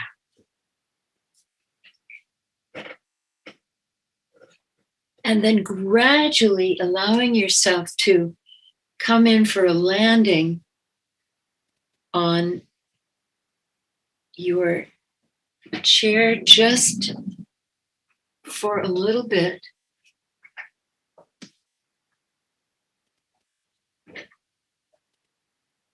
And you can always stand up or be on the floor in just a bit when we do it. And now I'm going to guide you in working with a healing image. Now, did everybody get the email? Maybe not, but the request or invitation was to bring an image that feels healing to you from a dream, from something in nature, maybe something on your altar, something in daily life, like Marion's rose that came to her in a dream that she dropped into her kidney. See what it is for you that feels like a positive healing image. Okay? And I'm going to just begin to guide you through embodying this image with its healing energy in a way similar to what she was doing there. So as always, you're the expert of your own body. So it's important to adjust things as you need. Go at your own pace. It'll be fairly brief. So to begin with, as you've been listening to me for a while, just again, let yourself stretch, make any sounds that may be in there if you like. and see what your body needs at this particular moment. It might be your whole body, or it might be just little movements. Yeah. And letting yourself breathe into those areas that might need some release. And taking some nice full breaths when you're ready.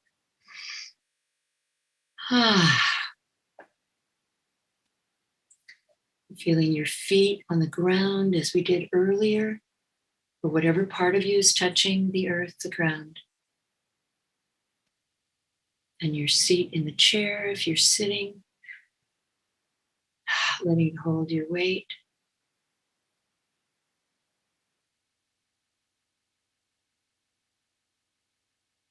Once again, feeling your sits bones if you're sitting, where your pelvis meets the chair, that support of the chair holding your weight. And that's lovely. Some of you have your hands on part of the body that would like some contact. Yeah. So really held by the chair, by the floor, letting it hold your weight. And again, as you find your sits bones and your tailbone, you might want to rock a little depending on the position you're in. And this can be a lovely thing at any time of the day, letting yourself breathe into the vertebrae, breathe into the little cushions between the vertebrae, those little pillows, to give yourself more space in your spine. Yeah. And there might be little movements of the spine to make more room for the breath.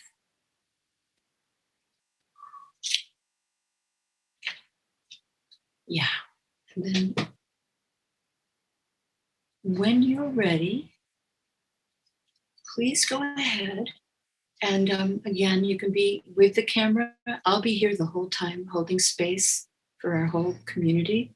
You can be right here with the camera, or off camera, or off to the side in your space. So we're going to begin now. And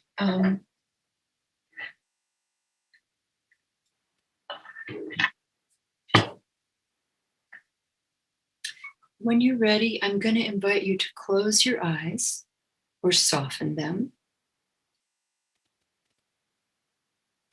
and to feel your body and anything you might notice. So softening the eyes will help you listen and tend inwardly. Remembering that, again, you're in charge of your own experience. We'll just be doing it briefly, and you'll just go as far as feels right for you today and in this kind of our educational setting.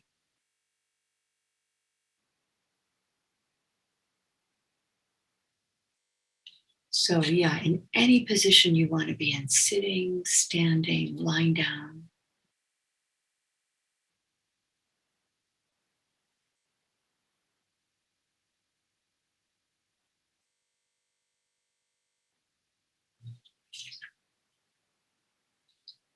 And when you're ready, let that healing image come to mind. The one you brought today, or maybe one that comes to you just now from a dream or nature or part of your life, your altar. Something comforting, warming, sacred in some way.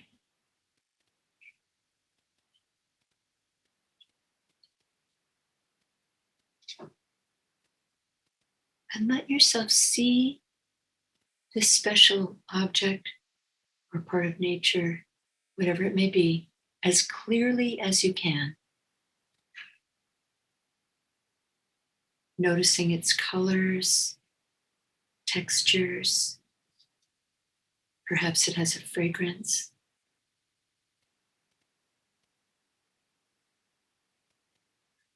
And any other details that stand out to you.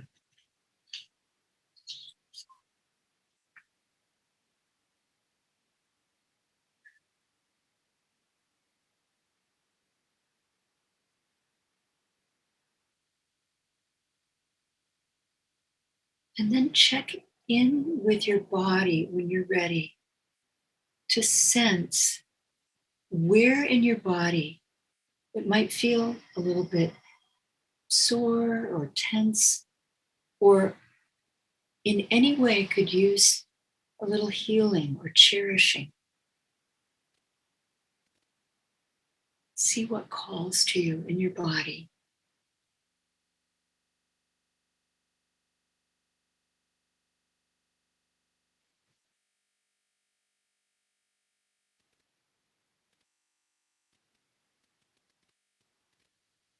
And when you're ready, let yourself take a nice full breath and bring back the healing image that you chose.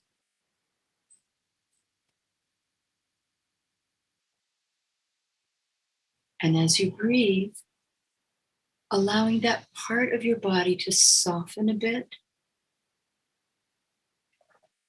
and then allowing the healing image to gently drop into that part of your body in a way that feels good to you. So letting yourself kind of breathe as you receive this healing image that you've chosen.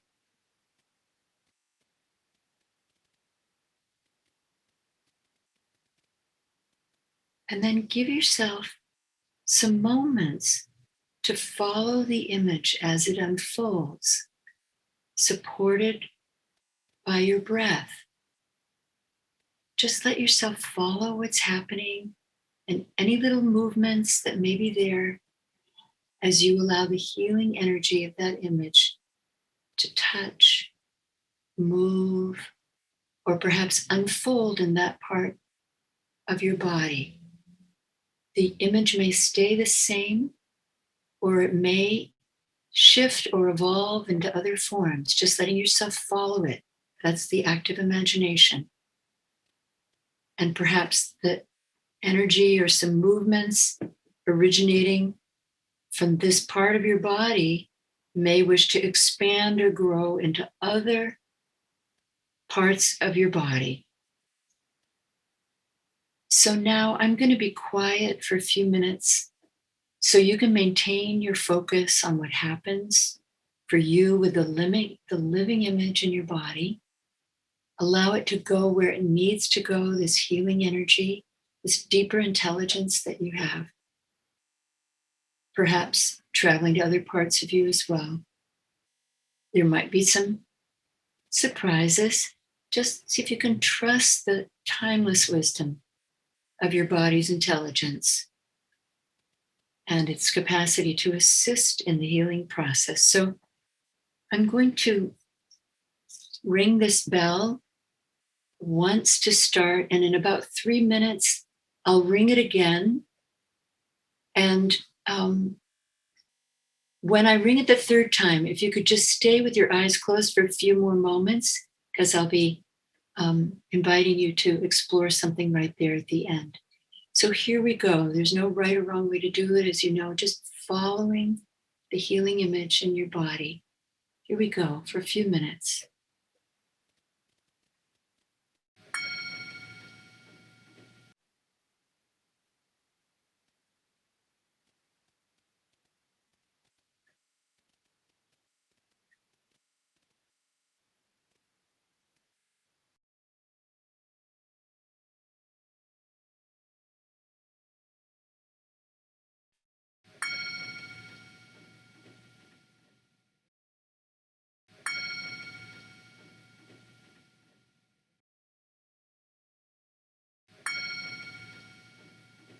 Taking some moments to let your movement find its own way to come to a close for now. You can always come back to it if you wish.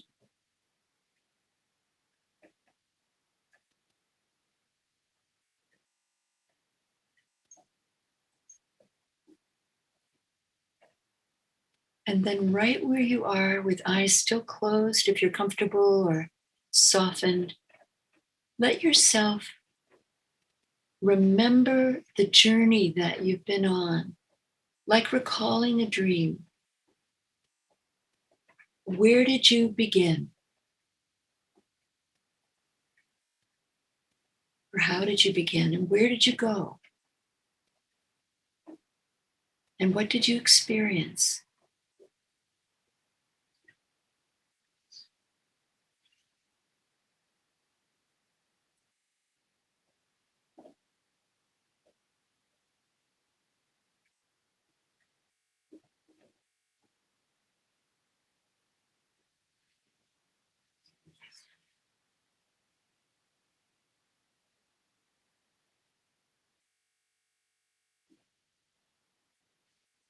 And when you're ready, please let yourself return to a gesture, a shape, a movement that was meaningful to you in some way, even if it's a little bit puzzling or mysterious, or maybe it's a place where you really felt present. Whatever it is, a place that calls to you, let yourself find that shape again, that gesture, and let yourself repeat it a few times to get to know it better.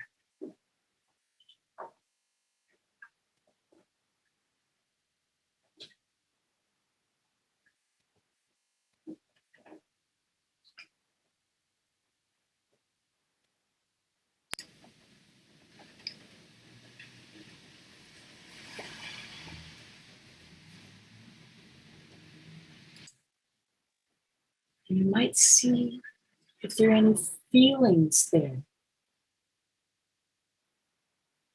or any body sensations you're aware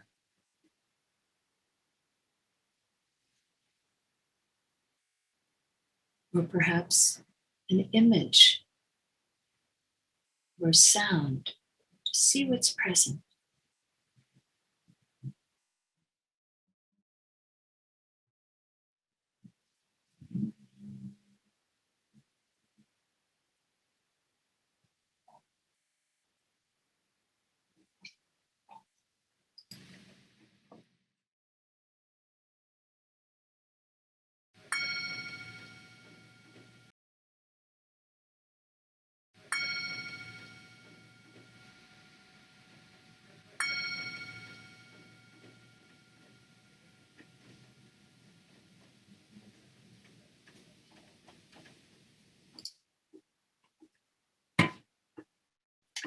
Again, allowing it to come to a close in its own way. You can always come back to it if you wish. And now, welcome back, and let's just take about 5 minutes in quiet to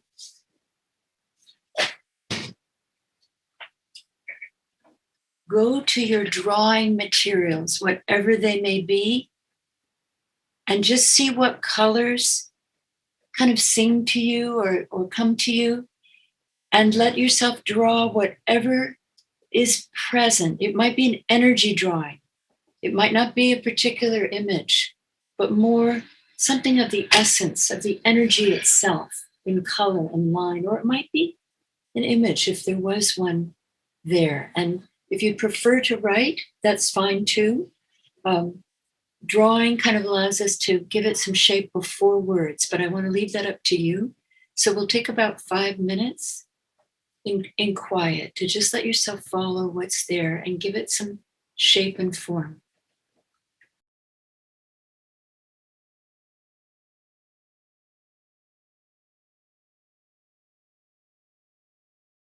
And please just take another few moments to finish what you're doing for now.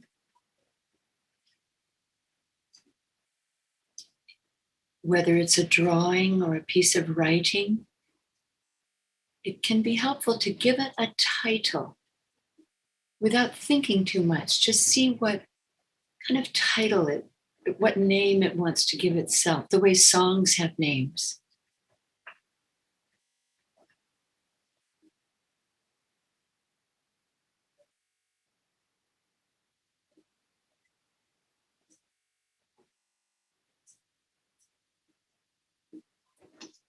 And then just bringing that to a close for now. Again, you can always come back to it. It's wonderful to take more time with drawing and free writing. I don't know that we do it enough. with all the other things we're tending to. It's really sacred time. So, and then gradually coming back to our community here. And we're going to be doing a little bit of sharing. If you're comfortable opening up your video now that we've completed the inner movement part, so we can, yeah, that's great. You're popping in so we can see each other. I leave that up to you, but it's nice to see you if that feels right for you.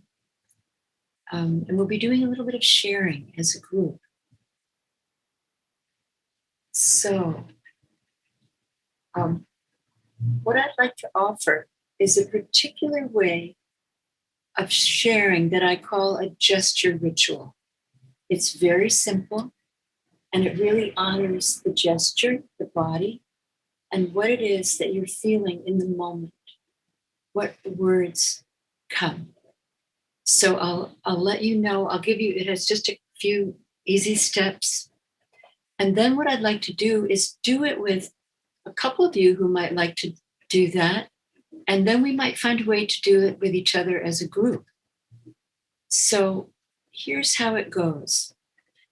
When one of you raises your hand in the chat or just here and I see you or Stephen sees you, I'm going to invite you to return to the gesture that you did at the end of your movement experience.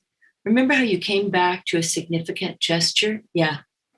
So please let yourself, if you would like to, share that gesture.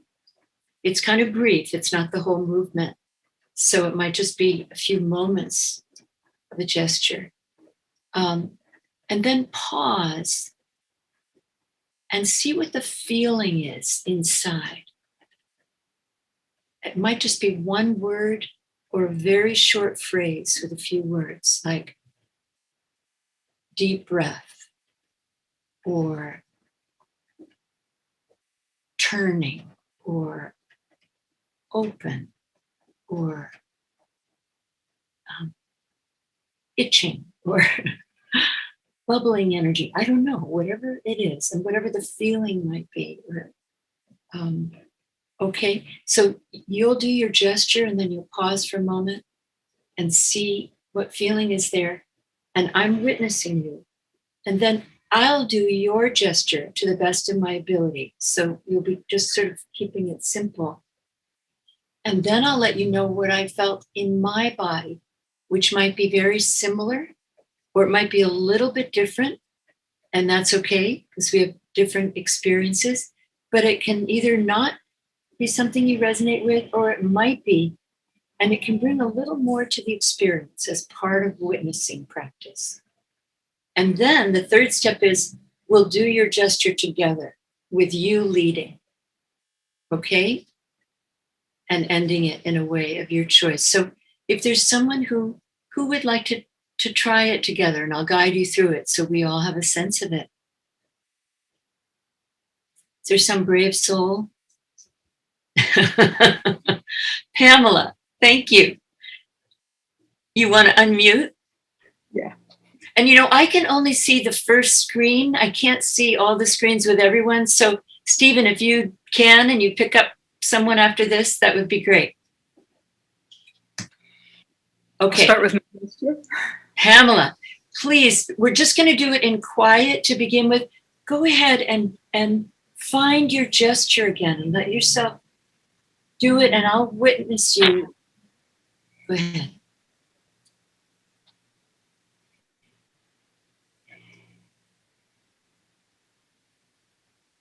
Yeah. And now, yeah. And now see if there's a word or a phrase about how it feels in your body. pulsating. Pulsating. Okay. And now I'm going to do your gesture. It won't be exactly alike because of slightly different bodies, okay? And I'll see what comes to me as I do it.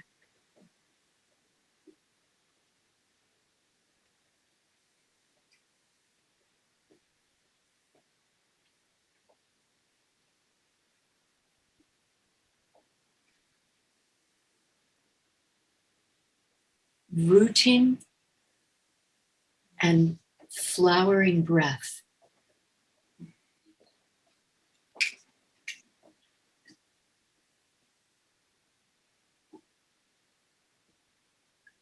And now, let's do it together, Pamela. You're the teacher.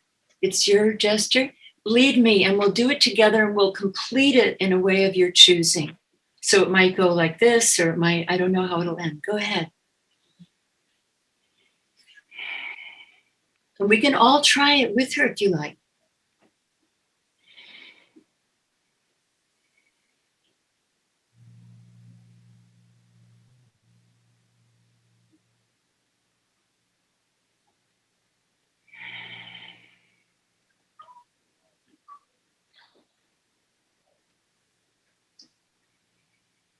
Thank you.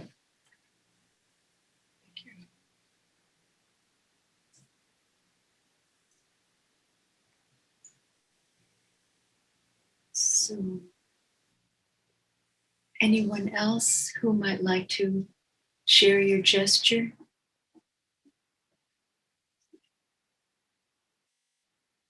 Now this time, if you share it, what I'm going to do is invite people to unmute, okay? And we'll try to keep it a little bit orderly, but we'll see what happens. And people will do it with, so go ahead and do it the first time, and then the first time and say your word, and then we'll all join you to support what's emerging in you and feel what it's like in our body. And then a few of us will say a word or a phrase that comes to us, okay? It's like a community reflecting pool, which we don't do enough. Seeing each other, hearing each other, welcoming what's growing inside, what's present. So who might like to, we have time for a few of you. Who might like to share something? And again, be very simple. Which gesture are you talking about? The end of which one? The end of your movement exploration, when I was saying, please return to a significant gesture and repeat it a few times to get to know it. If another one comes to you, Mallory, that's fine. That's the one you kind of ended with. Would you like to share it? No. Not at the moment? Okay, that's an option.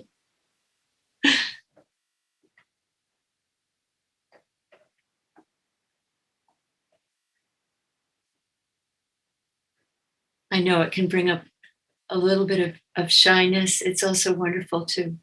No, Yeah. I don't know that I had a gesture. I was just sitting. So there was like really nothing Uh-huh. to bring up. Yes, that's present though, Mallory. That there's an isness to the sitting and attending. And so as you do it just for a moment, see what it's like. And just see what's there, a word or a phrase. Presence is the only one that came up for me. There you go. Yeah. And now let's all do it. If that's all right with you, Mallory, if we all do it together. Okay. Just sitting quietly for a moment and see what it's like in your body.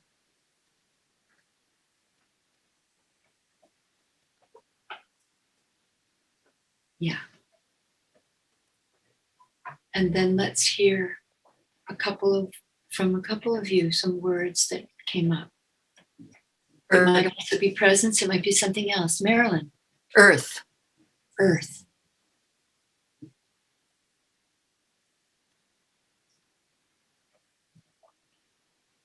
Fullness. Quiet. Mm-hmm. Clarity. Held. Mm. Spacious. Mm-hmm. Great. Thank you. I have to say that hearing everybody say what they said made it even a bigger experience for me. Yes. Yes, thank you. I think that's the medicine in it, that we're in our own experience, which is true for us, and to be seen and heard and held, to be present with each other, is a very big part of the healing experience and of bringing forward the new life that may want to come from exploring that healing symbol in a part of your body that is wanting to have more attention or feel cared for in some way, letting that energy move through. Yeah. And that for that, we often need another person or some community. The shamans would do it, intimately one-to-one in their tents and yurts or with a group. And often they would do it in community. So we would be held as we move this material through. We also do it in analysis and in sacred dance and as a source for creativity. So, yeah. Thank you, everybody. Yeah. Thank you. So, we just have a few minutes left. So I wanted to check to see if you had any reflections or questions. I do want to say, Stephen is going to put a Google link in the chat box with some questions to help with further integration. So if you have some moments after, which would be really great, to journal, rest, walk in nature. It's raining here, but that can be very fresh, and you're here from all over. So just rest, see what's needed, see what dream might come tonight. So if you want to download this, click the link in the chat box and download it. You'll have a chance for some journaling or further exploration and integration after we bring things to a close. So, but for now, we still have a few minutes. Any questions or reflections, confusions, something you want to share?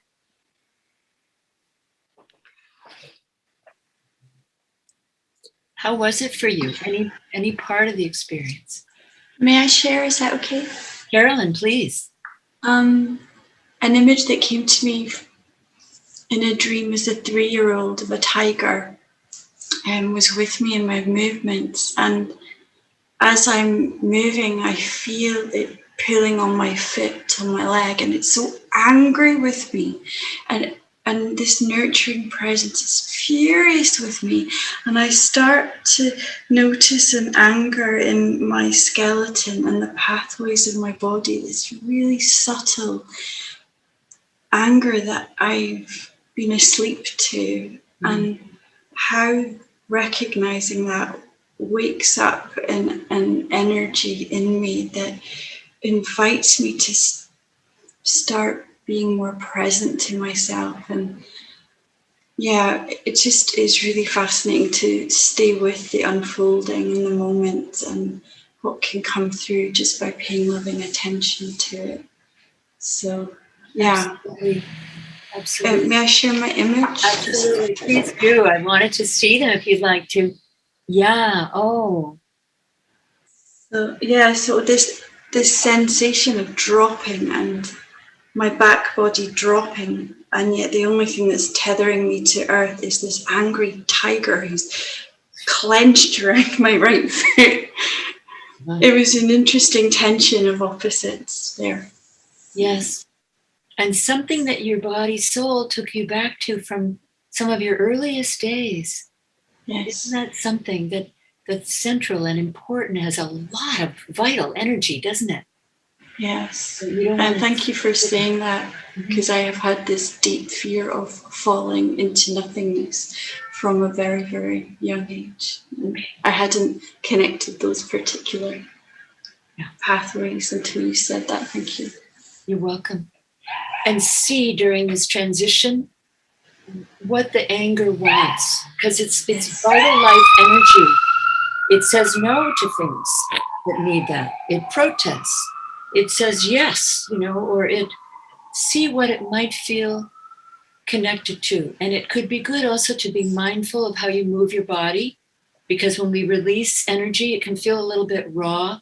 And that's a time when we can sometimes bump into things because there's energy trying to come out that is finding its house, its new house, as we get a little bit bigger with more life. And catch your dreams tonight. I think that could be good, or in this next while. And thanks for coming all this way, my goodness. Okay. Yeah. Anyone else? Actually, you know, it would be wonderful if you're up for it to hold up your drawings. Wouldn't that be amazing to have a quilt of the drawings that we can all see? We could all look around, oh my, at the different energies. Yeah, wow. Oh. Okay. Yeah.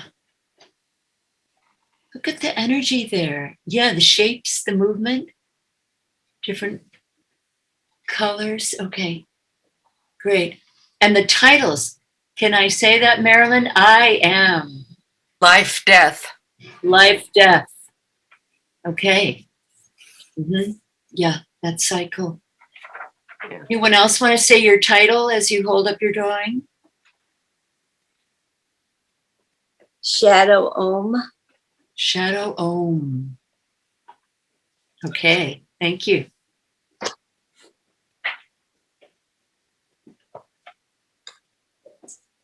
Okay. Well, I'm going to begin to bring us to a close for now with just a little note about transition. I already said a little bit about that. Even though we've just dropped in for a few minutes, it is psychoactivating. It is a kind of inner work, active imagination. So you might feel a little bit porous, a little bit soft, a little bit rattled with things that are trying to come up toward consciousness. And some things that can help. Often in our industrialized cultures, we get really busy and we go, okay, next. And we go from A to B. But what many traditional cultures know about that we've nearly forgotten is that transitions are a big part of the experience, right? So if you can give yourself time, you might have a look at the questions or lie on the floor, breathe, move, sing, make sounds, move to music if you wish, or maybe go into quiet or in nature, depending on where you are and what you need. Follow your body. Tend to traffic if you're in an area where there is that. Rest, just see what's wanted. I want to mention that sometimes, do any of you ever have an inner critic? No, never. Okay. Yeah, okay. I think we're all in a little bit of good company. I will say my inner critic has gotten much better after doing this practice. That's a big benefit because there's more of you. And you go, oh, that's there too. You know, if the inner critic comes up, sometimes it does when we've dared to open up a bit more or do something that we're not quite used to doing. I think it tries to protect us a little bit. And it says, you did what? So just notice if it comes up, it might feel a little rattled because it has a hard time with change. And so sometimes I say to my inner critic, now I can hear you. You're just coming up now. What took you so long? I was sort of expecting you since I let myself do something different. And if you wouldn't mind having a seat here, and I'll get you a cup of tea so that I can have this experience. And then in a little while, when I've had a little bit more space for this, why we'll have a chat. And I will hear your concerns about how you're trying to keep me safe and protect me, but keep me the same. Right? And we'll have a talk about it. Okay. So if that happens, there are ways to work with that.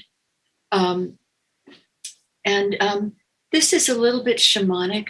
There are parts of the body that wake up, like the energy centers, the chakras in the body. They start to spin or warm or open. Some of you may have had that experience. I'm seeing some nods. Sometimes it's really nice to put a piece of jewelry there, or your scarf, or a kind of clothing that means something to you. It's a kind of ritual aspect to help contain, support, and honor the body energy that's trying to emerge and be integrated. So there's a lot we can learn from traditional cultures, from what Jung gave us, from working very consciously with the unconscious, from all of the arts, psychotherapies, and from one another, for sure, from many parts of this beautiful earth. So I want to thank all of you so much for coming and sharing this experience with me. If you want to email me later and let me know anything about it, I welcome that. Stephen, thank you so much again for inviting me and being my teammate with all the tech. I so appreciate it. And I'm going to share actually 2 little poems with you as an ending. I don't think we can ever have enough poetry. Yeah. So here's one from Rilke, who was working alongside of things when Jung was also an explorer, and they really, they admired each other. Rilke says, "You must give birth to your images. They are the future, waiting to be born. Fear not the strangeness you may feel. The future must enter into you long before it happens. Just wait for the birth, the hour of new clarity." Yeah. And now here's some Hafez from a much earlier time, mystical poet who many of you know. I love this. He says, "Every child has known God, and now by God, it may be by any other name, depending on your spiritual tradition, that creative life force that somehow brought us all here in our embodiment, that great gift of embodiment. Every child has known God, not the God of names, not the God of don'ts, not the God who ever does anything weird, but the God who knows only 4 words and keeps repeating them, saying, 'Come, dance with me. Come, dance.'" Thank you. Thank you so much. Thank you, Tina. That was Wonderful. beautiful. Wonderful. Nice to see everyone, be with everyone. It's just lovely. Yeah, thank you. Thank you so It was so great. Thanks. Thank you. You're welcome. Thank you very much. So much. Thank you. Thank you. Thank you all. Thank It's you. great to be with you too from all over. Thank you. Thank you. Thank you. Thank you very much. Thank you very much, Tina. You're so welcome.